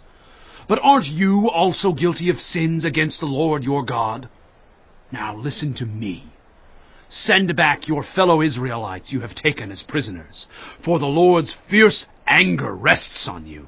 Then some of the leaders in Ephraim, Azariah son of Jehohanan, Berechiah son of Meshillemoth, Jehizkiah son of Shallum, and Amasa son of Hadlai, confronted those who were arriving from the war. "You must not bring those prisoners here," they said, "or we will be guilty before the Lord. Do you intend to add to our sin and guilt? For our guilt is already great, and his fierce anger rests on Israel."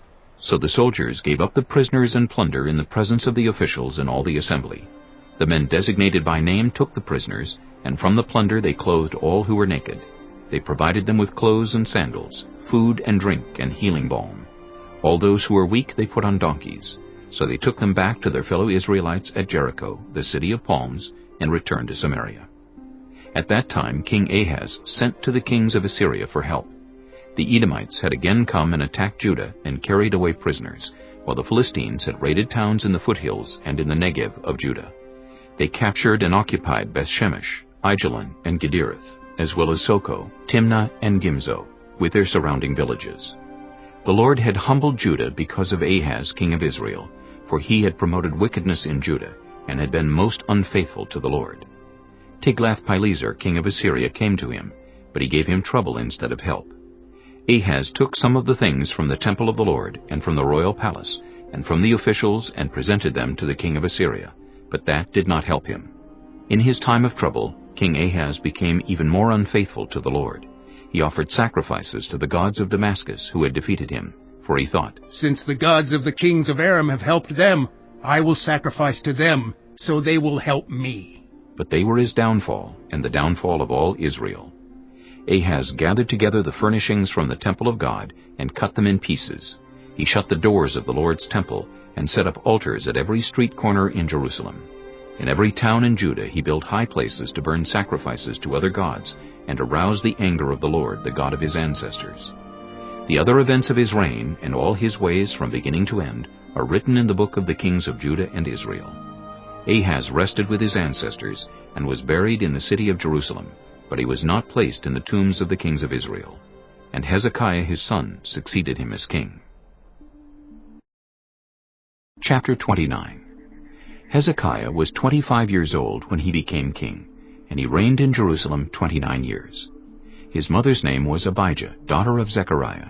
He did what was right in the eyes of the Lord, just as his father David had done. In the first month of the first year of his reign, he opened the doors of the temple of the Lord and repaired them. He brought in the priests and the Levites, assembled them in the square on the east side, and said, "Listen to me, Levites. Consecrate yourselves now, and consecrate the temple of the Lord, the God of your ancestors. Remove all defilement from the sanctuary. Our parents were unfaithful. They did evil in the eyes of the Lord our God and forsook him. They turned their faces away from the Lord's dwelling place and turned their backs on him. They also shut the doors of the portico and put out the lamps. They did not burn incense or present any burnt offerings at the sanctuary to the God of Israel. Therefore the anger of the Lord has fallen on Judah and Jerusalem. He has made them an object of dread and horror and scorn, as you can see with your own eyes. This is why our fathers have fallen by the sword, and why our sons and daughters and our wives are in captivity. Now I intend to make a covenant with the Lord, the God of Israel, so that his fierce anger will turn away from us.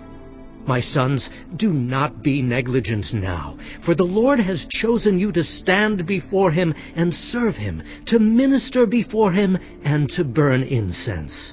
Then these Levites set to work. From the Kohathites, Mahath, son of Amasai, and Joel, son of Azariah. From the Merarites, Kish, son of Abdi, and Azariah, son of Jehalalel.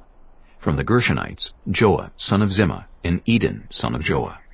From the descendants of Elizaphan, Shimri and Jeiel. From the descendants of Asaph, Zechariah and Mattaniah. From the descendants of Heman, Jehiel and Shimei. From the descendants of Jeduthun, Shemaiah and Uzziel. When they had assembled their fellow Levites and consecrated themselves, they went in to purify the temple of the Lord, as the king had ordered, following the word of the Lord. The priests went into the sanctuary of the Lord to purify it. They brought out to the courtyard of the Lord's temple everything unclean that they found in the temple of the Lord.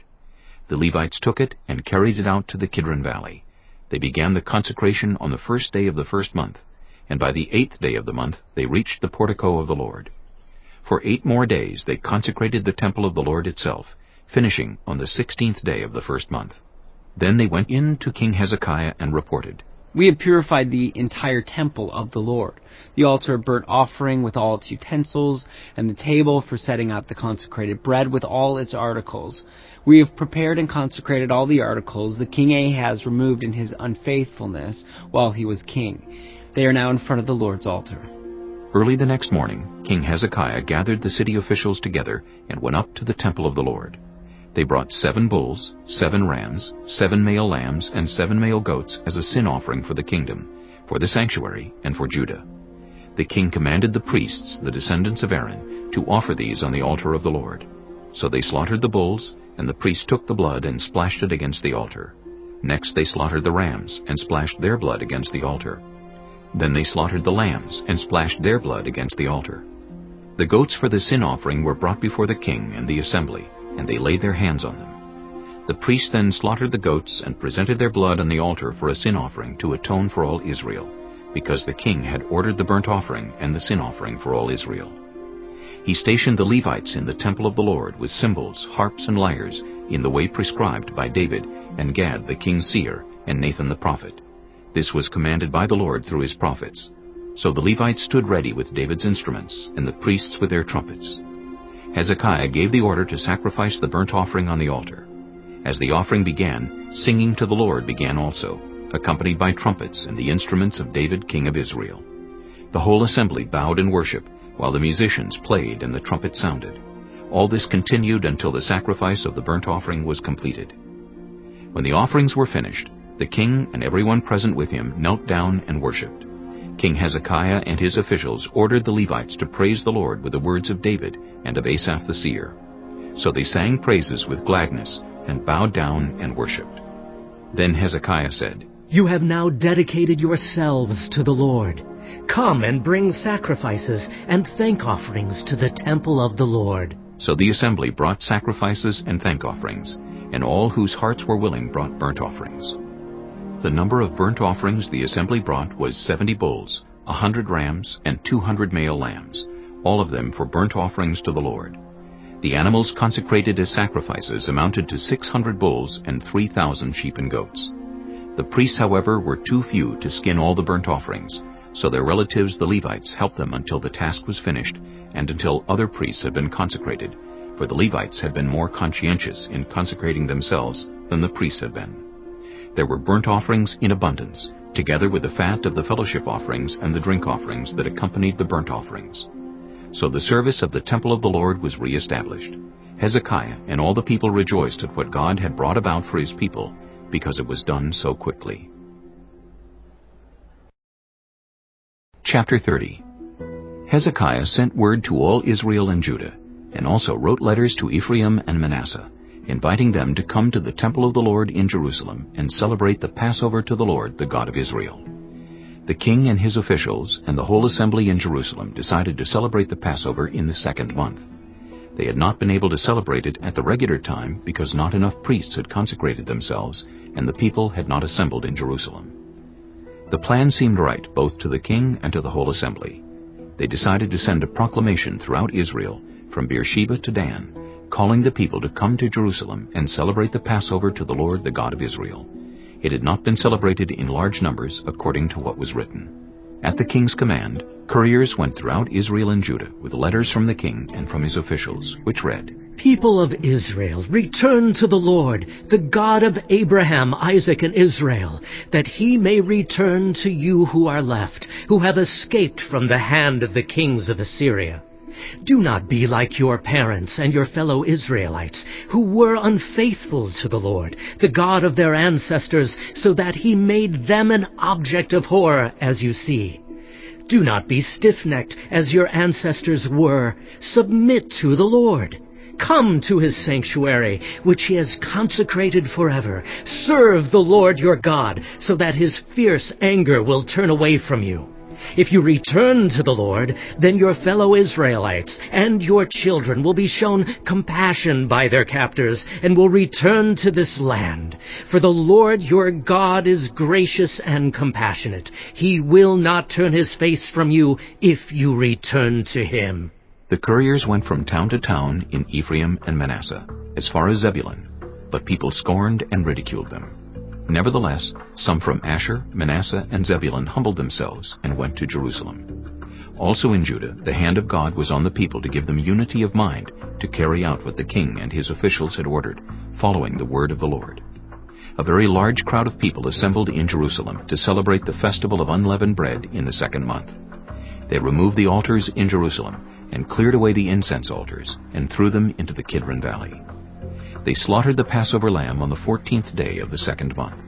The priests and the Levites were ashamed and consecrated themselves and brought burnt offerings to the temple of the Lord. Then they took up their regular positions as prescribed in the law of Moses, the man of God. The priests splashed against the altar the blood handed to them by the Levites.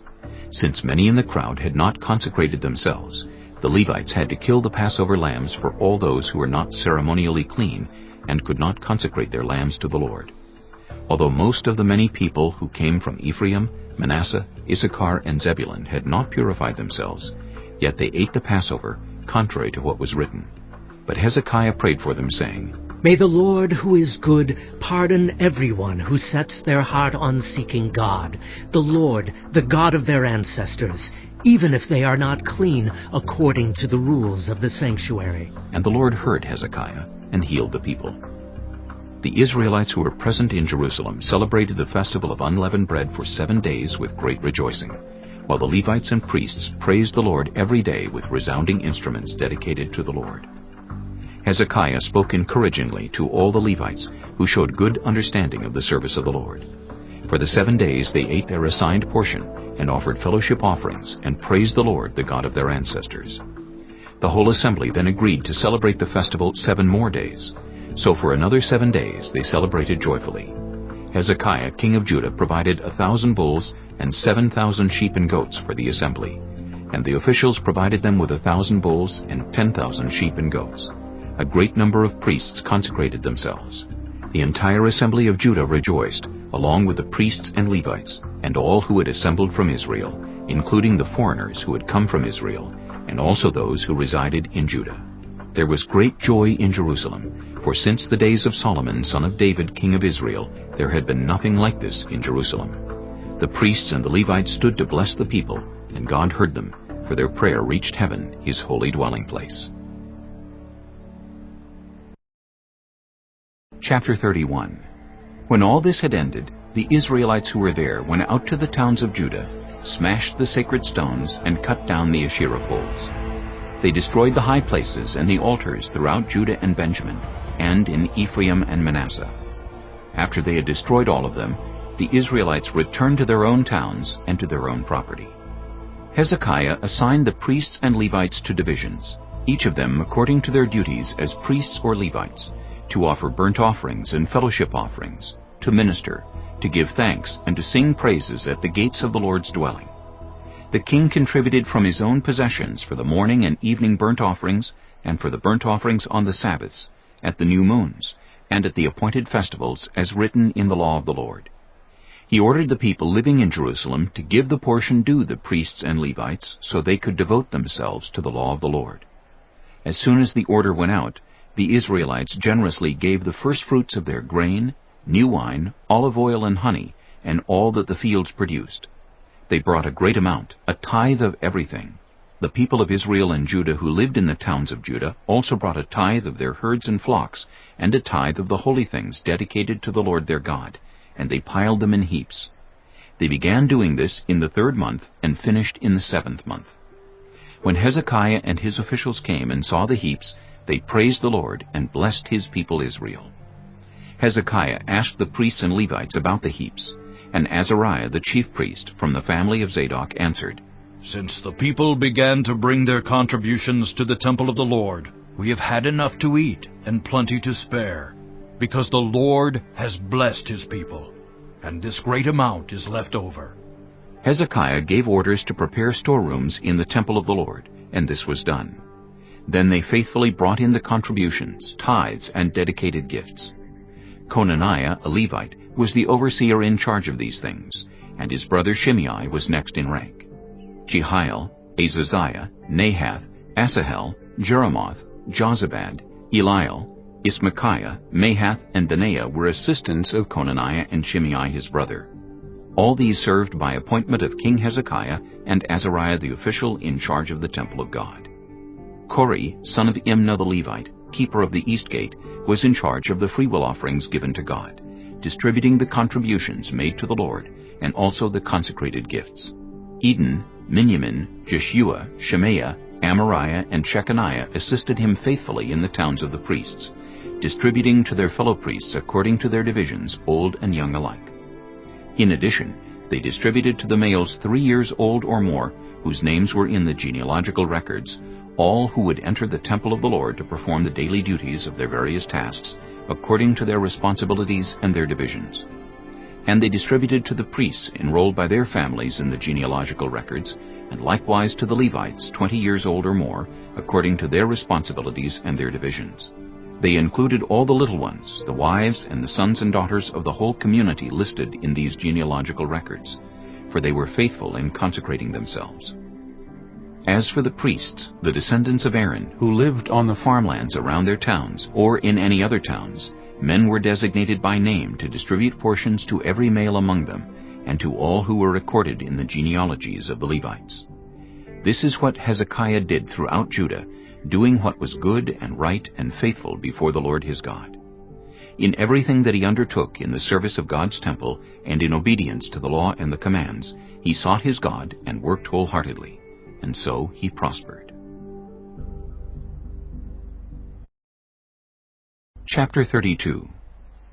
After all that Hezekiah had so faithfully done, Sennacherib king of Assyria came and invaded Judah. He laid siege to the fortified cities, thinking to conquer them for himself.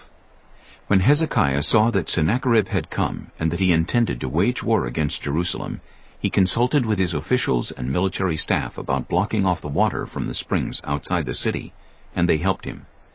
They gathered a large group of people who blocked all the springs and the stream that flowed through the land. "Why should the kings of Assyria come and find plenty of water?" they said. Then he worked hard repairing all the broken sections of the wall and building towers on it.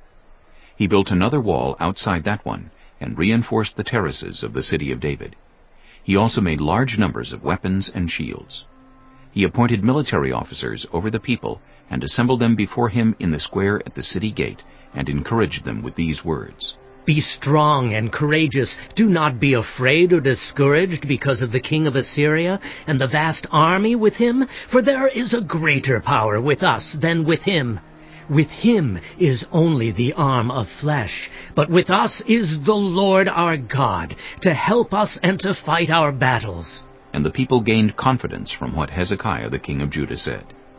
Later, when Sennacherib king of Assyria and all his forces were laying siege to Lachish, he sent his officers to Jerusalem with this message for Hezekiah king of Judah, and for all the people of Judah who were there.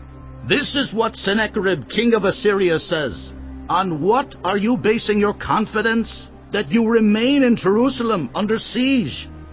When Hezekiah says, "The Lord our God will save us from the hand of the king of Assyria," he is misleading you to let you die of hunger and thirst. Did not Hezekiah himself remove this God's high places and altars, saying to Judah and Jerusalem, "You must worship before one altar and burn sacrifices on it"? Do you not know what I and my predecessors have done to all the peoples of the other lands? Were the gods of those nations ever able to deliver their land from my hand? Who of all the gods of these nations that my predecessors destroyed has been able to save his people from me? How then can your God deliver you from my hand? Now do not let Hezekiah deceive you and mislead you like this. Do not believe him, for no God of any nation or kingdom has been able to deliver his people from my hand or the hand of my predecessors. How much less will your God deliver you from my hand? Sennacherib's officers spoke further against the Lord God and against his servant Hezekiah. The king also wrote letters ridiculing the Lord, the God of Israel, and saying this against him. Just as the gods of the peoples of the other lands did not rescue their people from my hand, so the God of Hezekiah will not rescue his people from my hand. Then they called out in Hebrew to the people of Jerusalem who were on the wall, to terrify them and make them afraid in order to capture the city. They spoke about the God of Jerusalem as they did about the gods of the other peoples of the world, the work of human hands. King Hezekiah and the prophet Isaiah, son of Amos, cried out in prayer to heaven about this. And the Lord sent an angel who annihilated all the fighting men and the commanders and officers in the camp of the Assyrian king. So he withdrew to his own land in disgrace. And when he went into the temple of his God, some of his sons, his own flesh and blood, cut him down with a sword. So the Lord saved Hezekiah and the people of Jerusalem from the hand of Sennacherib king of Assyria, and from the hand of all others. He took care of them on every side. Many brought offerings to Jerusalem for the Lord, and valuable gifts for Hezekiah king of Judah. From then on, he was highly regarded by all the nations. In those days, Hezekiah became ill and was at the point of death. He prayed to the Lord, who answered him, and gave him a miraculous sign. But Hezekiah's heart was proud, and he did not respond to the kindness shown him. Therefore the Lord's wrath was on him, and on Judah and Jerusalem. Then Hezekiah repented of the pride of his heart, as did the people of Jerusalem. Therefore the Lord's wrath did not come on them during the days of Hezekiah.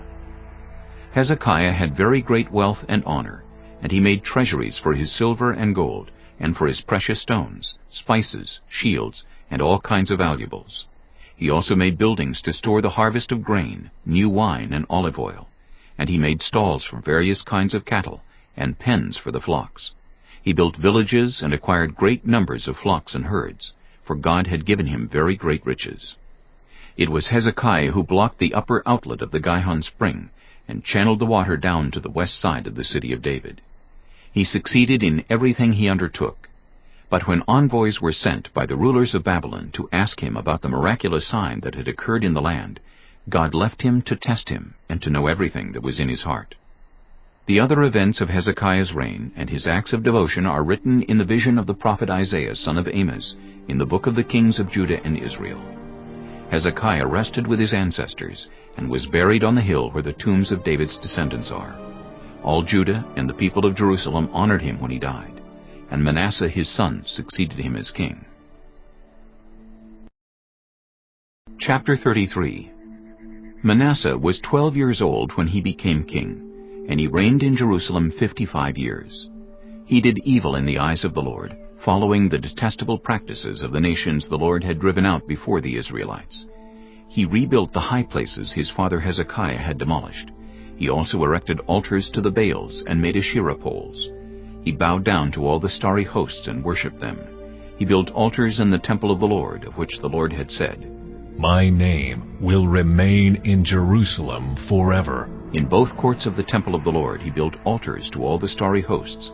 He sacrificed his children in the fire in the valley of Ben-Hinnom, practiced divination and witchcraft, sought omens, and consulted mediums and spiritists. He did much evil in the eyes of the Lord, arousing his anger. He took the image he had made and put it in God's temple, of which God had said to David and to his son Solomon, "In this temple and in Jerusalem, which I have chosen out of all the tribes of Israel, I will put my name forever. I will not again make the feet of the Israelites leave the land I assigned to your ancestors, if only they will be careful to do everything I commanded them concerning all the laws, decrees, and regulations given through Moses." But Manasseh led Judah and the people of Jerusalem astray, so that they did more evil than the nations the Lord had destroyed before the Israelites. The Lord spoke to Manasseh and his people, but they paid no attention. So the Lord brought against them the army commanders of the king of Assyria, who took Manasseh prisoner, put a hook in his nose, bound him with bronze shackles, and took him to Babylon. In his distress he sought the favor of the Lord his God, and humbled himself greatly before the God of his ancestors. And when he prayed to him, the Lord was moved by his entreaty and listened to his plea, so he brought him back to Jerusalem and to his kingdom. Then Manasseh knew that the Lord is God. Afterward he rebuilt the outer wall of the city of David, west of the Gihon spring in the valley, as far as the entrance of the fish gate, and encircling the hill of Ophel. He also made it much higher. He stationed military commanders in all the fortified cities in Judah. He got rid of the foreign gods and removed the image from the temple of the Lord, as well as all the altars he had built on the temple hill and in Jerusalem, and he threw them out of the city. Then he restored the altar of the Lord, and sacrificed fellowship offerings and thank offerings on it, and told Judah to serve the Lord, the God of Israel. The people, however, continued to sacrifice at the high places, but only to the Lord their God. The other events of Manasseh's reign, including his prayer to his God, and the words the seers spoke to him in the name of the Lord, the God of Israel, are written in the annals of the kings of Israel. His prayer and how God was moved by his entreaty, as well as all his sins and unfaithfulness, and the sites where he built high places and set up Asherah poles and idols before he humbled himself, all these are written in the records of the seers. Manasseh rested with his ancestors and was buried in his palace, and Amon his son succeeded him as king. Amon was 22 years old when he became king, and he reigned in Jerusalem 2 years. He did evil in the eyes of the Lord, as his father Manasseh had done. Amon worshipped and offered sacrifices to all the idols Manasseh had made. But unlike his father Manasseh, he did not humble himself before the Lord. Amon increased his guilt. Amon's officials conspired against him and assassinated him in his palace. Then the people of the land killed all who had plotted against King Amon, and they made Josiah his son king in his place. Chapter 34. Josiah was 8 years old when he became king, and he reigned in Jerusalem 31 years.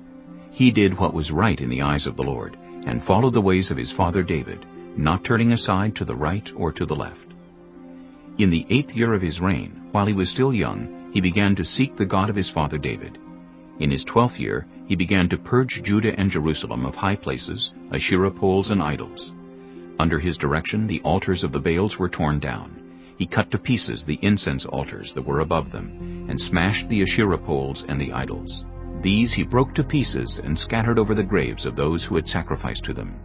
He burned the bones of the priests on their altars, and so he purged Judah and Jerusalem. In the towns of Manasseh, Ephraim, and Simeon, as far as Naphtali, and in the ruins around them, he tore down the altars and the Asherah poles, and crushed the idols to powder, and cut to pieces all the incense altars throughout Israel. Then he went back to Jerusalem. In the 18th year of Josiah's reign, to purify the land and the temple, he sent Shaphan, son of Azaliah, and Maaseiah, the ruler of the city, with Joah, son of Joahaz, the recorder, to repair the temple of the Lord his God. They went to Hilkiah the high priest, and gave him the money that had been brought into the temple of God, which the Levites, who were the gatekeepers, had collected from the people of Manasseh, Ephraim, and the entire remnant of Israel, and from all the people of Judah and Benjamin, and the inhabitants of Jerusalem. Then they entrusted it to the men appointed to supervise the work on the Lord's temple. These men paid the workers who repaired and restored the temple. They also gave money to the carpenters and builders to purchase dressed stone, and timber for joists and beams for the buildings that the kings of Judah had allowed to fall into ruin. The workers labored faithfully. Over them to direct them were Jahath and Obadiah, Levites descended from Merari, and Zechariah and Meshullam descended from Kohath. The Levites, all who were skilled in playing musical instruments, had charge of the laborers and supervised all the workers from job to job. Some of the Levites were secretaries, scribes, and gatekeepers. While they were bringing out the money that had been taken into the temple of the Lord, Hilkiah the priest found the book of the law of the Lord that had been given through Moses. Hilkiah said to Shaphan the secretary, "I have found the book of the law in the temple of the Lord." He gave it to Shaphan. Then Shaphan took the book to the king and reported to him, "Your officials are doing everything that has been committed to them. They have paid out the money that was in the temple of the Lord and have entrusted it to the supervisors and workers." Then Shaphan the secretary informed the king, "Hilkiah the priest has given me a book." And Shaphan read from it in the presence of the king. When the king heard the words of the law, he tore his robes. He gave these orders to Hilkiah, Ahikam son of Shaphan, Abdon son of Micah, Shaphan the secretary, and Uzziah the king's attendant. Go and inquire of the Lord for me, and for the remnant in Israel and Judah, about what is written in this book that has been found. Great is the Lord's anger that is poured out on us, because those who have gone before us have not kept the word of the Lord. They have not acted in accordance with all that is written in this book. Hilkiah and those the king had sent with him went to speak to the prophet Huldah, who was the wife of Shallum, son of Tokhath, the son of Hazarah, keeper of the wardrobe. She lived in Jerusalem in the new quarter. She said to them, "This is what the Lord, the God of Israel, says. Tell the man who sent you to me, this is what the Lord says. I am going to bring disaster on this place and its people. All the curses written in the book that has been read in the presence of the king of Judah. Because they have forsaken me and burned incense to other gods and aroused my anger by all that their hands have made, my anger will be poured out on this place and will not be quenched. Tell the king of Judah, who sent you to inquire of the Lord, this is what the Lord, the God of Israel, says concerning the words you heard.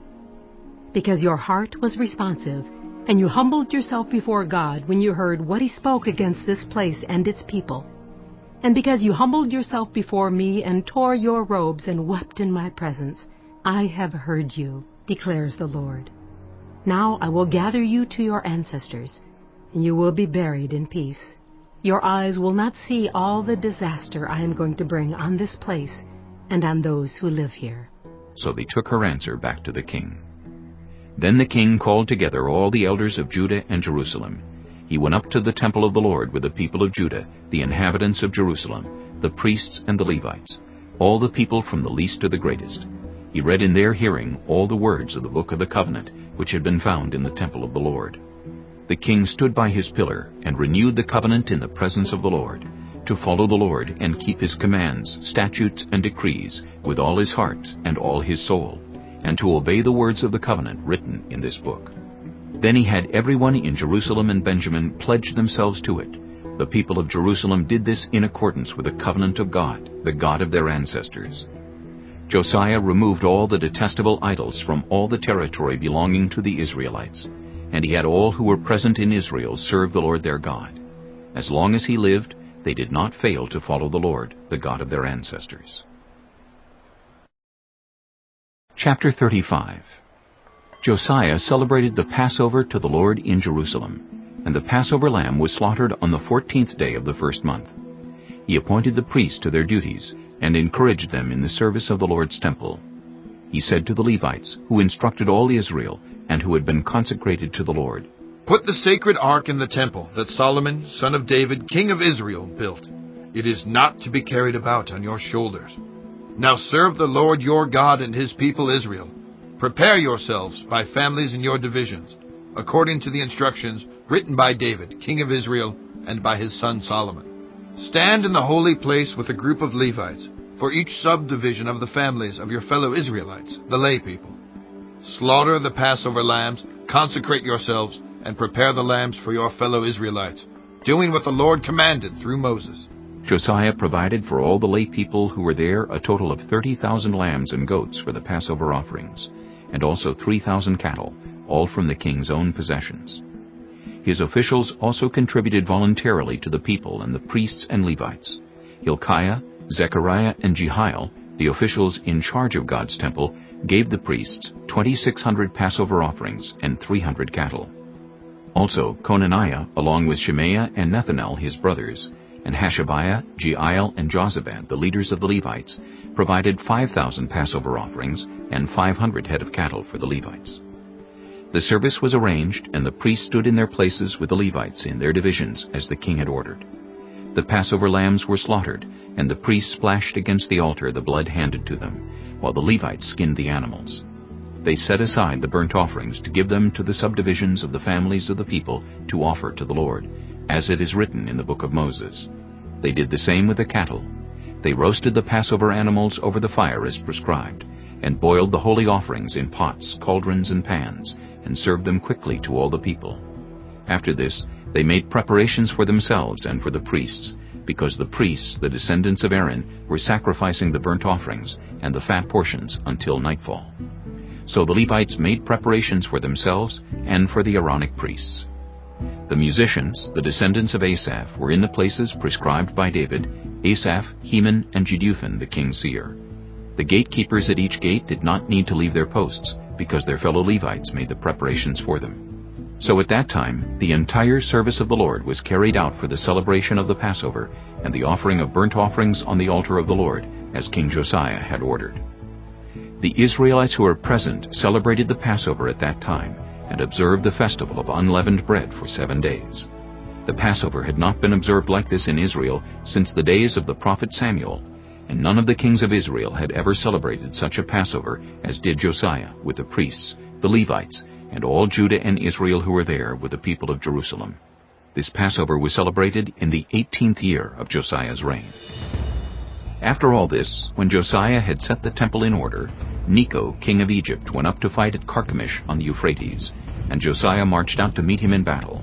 But Necho sent messengers to him, saying, "What quarrel is there, king of Judah, between you and me? It is not you I am attacking at this time, but the house with which I am at war. God has told me to hurry, so stop opposing God, who is with me, or he will destroy you." Josiah, however, would not turn away from him, but disguised himself to engage him in battle. He would not listen to what Necho had said at God's command, but went to fight him on the plain of Megiddo. Archers shot King Josiah, and he told his officers, "Take me away. I am badly wounded." So they took him out of his chariot, put him in his other chariot, and brought him to Jerusalem, where he died. He was buried in the tombs of his ancestors, and all Judah and Jerusalem mourned for him. Jeremiah composed laments for Josiah, and to this day all the male and female singers commemorate Josiah in the laments. These became a tradition in Israel and are written in the laments. The other events of Josiah's reign and his acts of devotion in accordance with what is written in the law of the Lord, all the events from beginning to end, are written in the book of the kings of Israel and Judah. Chapter 36. And the people of the land took Jehoahaz, son of Josiah, and made him king in Jerusalem in place of his father. Jehoahaz was 23 years old when he became king, and he reigned in Jerusalem 3 months. The king of Egypt dethroned him in Jerusalem, and imposed on Judah a levy of 100 talents of silver and a talent of gold. The king of Egypt made Eliakim, a brother of Jehoahaz, king over Judah and Jerusalem, and changed Eliakim's name to Jehoiakim. But Necho took Eliakim's brother Jehoahaz and carried him off to Egypt. Jehoiakim was 25 years old when he became king, and he reigned in Jerusalem 11 years. He did evil in the eyes of the Lord his God. Nebuchadnezzar, king of Babylon, attacked him and bound him with bronze shackles to take him to Babylon. Nebuchadnezzar also took to Babylon articles from the temple of the Lord and put them in his temple there. The other events of Jehoiakim's reign, the detestable things he did, and all that was found against him, are written in the book of the kings of Israel and Judah. And Jehoiakim his son succeeded him as king. Jehoiakim was 18 years old when he became king, and he reigned in Jerusalem 3 months and 10 days. He did evil in the eyes of the Lord. In the spring, King Nebuchadnezzar sent for him and brought him to Babylon, together with articles of value from the temple of the Lord. And he made Jehoiakim's uncle Zedekiah king over Judah and Jerusalem. Zedekiah was 21 years old when he became king, and he reigned in Jerusalem 11 years. He did evil in the eyes of the Lord his God, and did not humble himself before Jeremiah the prophet, who spoke the word of the Lord. He also rebelled against King Nebuchadnezzar, who had made him take an oath in God's name. He became stiff-necked and hardened his heart, and would not turn to the Lord, the God of Israel. Furthermore, all the leaders of the priests and the people became more and more unfaithful, following all the detestable practices of the nations, and defiling the temple of the Lord, which he had consecrated in Jerusalem. The Lord, the God of their ancestors, sent word to them through his messengers again and again, because he had pity on his people and on his dwelling place. But they mocked God's messengers, despised his words, and scoffed at his prophets, until the wrath of the Lord was aroused against his people, and there was no remedy. He brought up against them the king of the Babylonians, who killed their young men with the sword in the sanctuary, and did not spare young men or young women, the elderly or the infirm. God gave them all into the hands of Nebuchadnezzar. He carried to Babylon all the articles from the temple of God, both large and small, and the treasures of the Lord's temple, and the treasures of the king and his officials. They set fire to God's temple and broke down the wall of Jerusalem. They burned all the palaces and destroyed everything of value there. He carried into exile to Babylon the remnant who escaped from the sword, and they became servants to him and his successors until the kingdom of Persia came to power. The land enjoyed its Sabbath rests. All the time of its desolation it rested, until the 70 years were completed in fulfillment of the word of the Lord spoken by Jeremiah. In the first year of Cyrus king of Persia, in order to fulfill the word of the Lord spoken by Jeremiah, the Lord moved the heart of Cyrus king of Persia to make a proclamation throughout his realm, and also to put it in writing. This is what Cyrus king of Persia says. The Lord, the God of heaven, has given me all the kingdoms of the earth, and he has appointed me to build a temple for him at Jerusalem in Judah.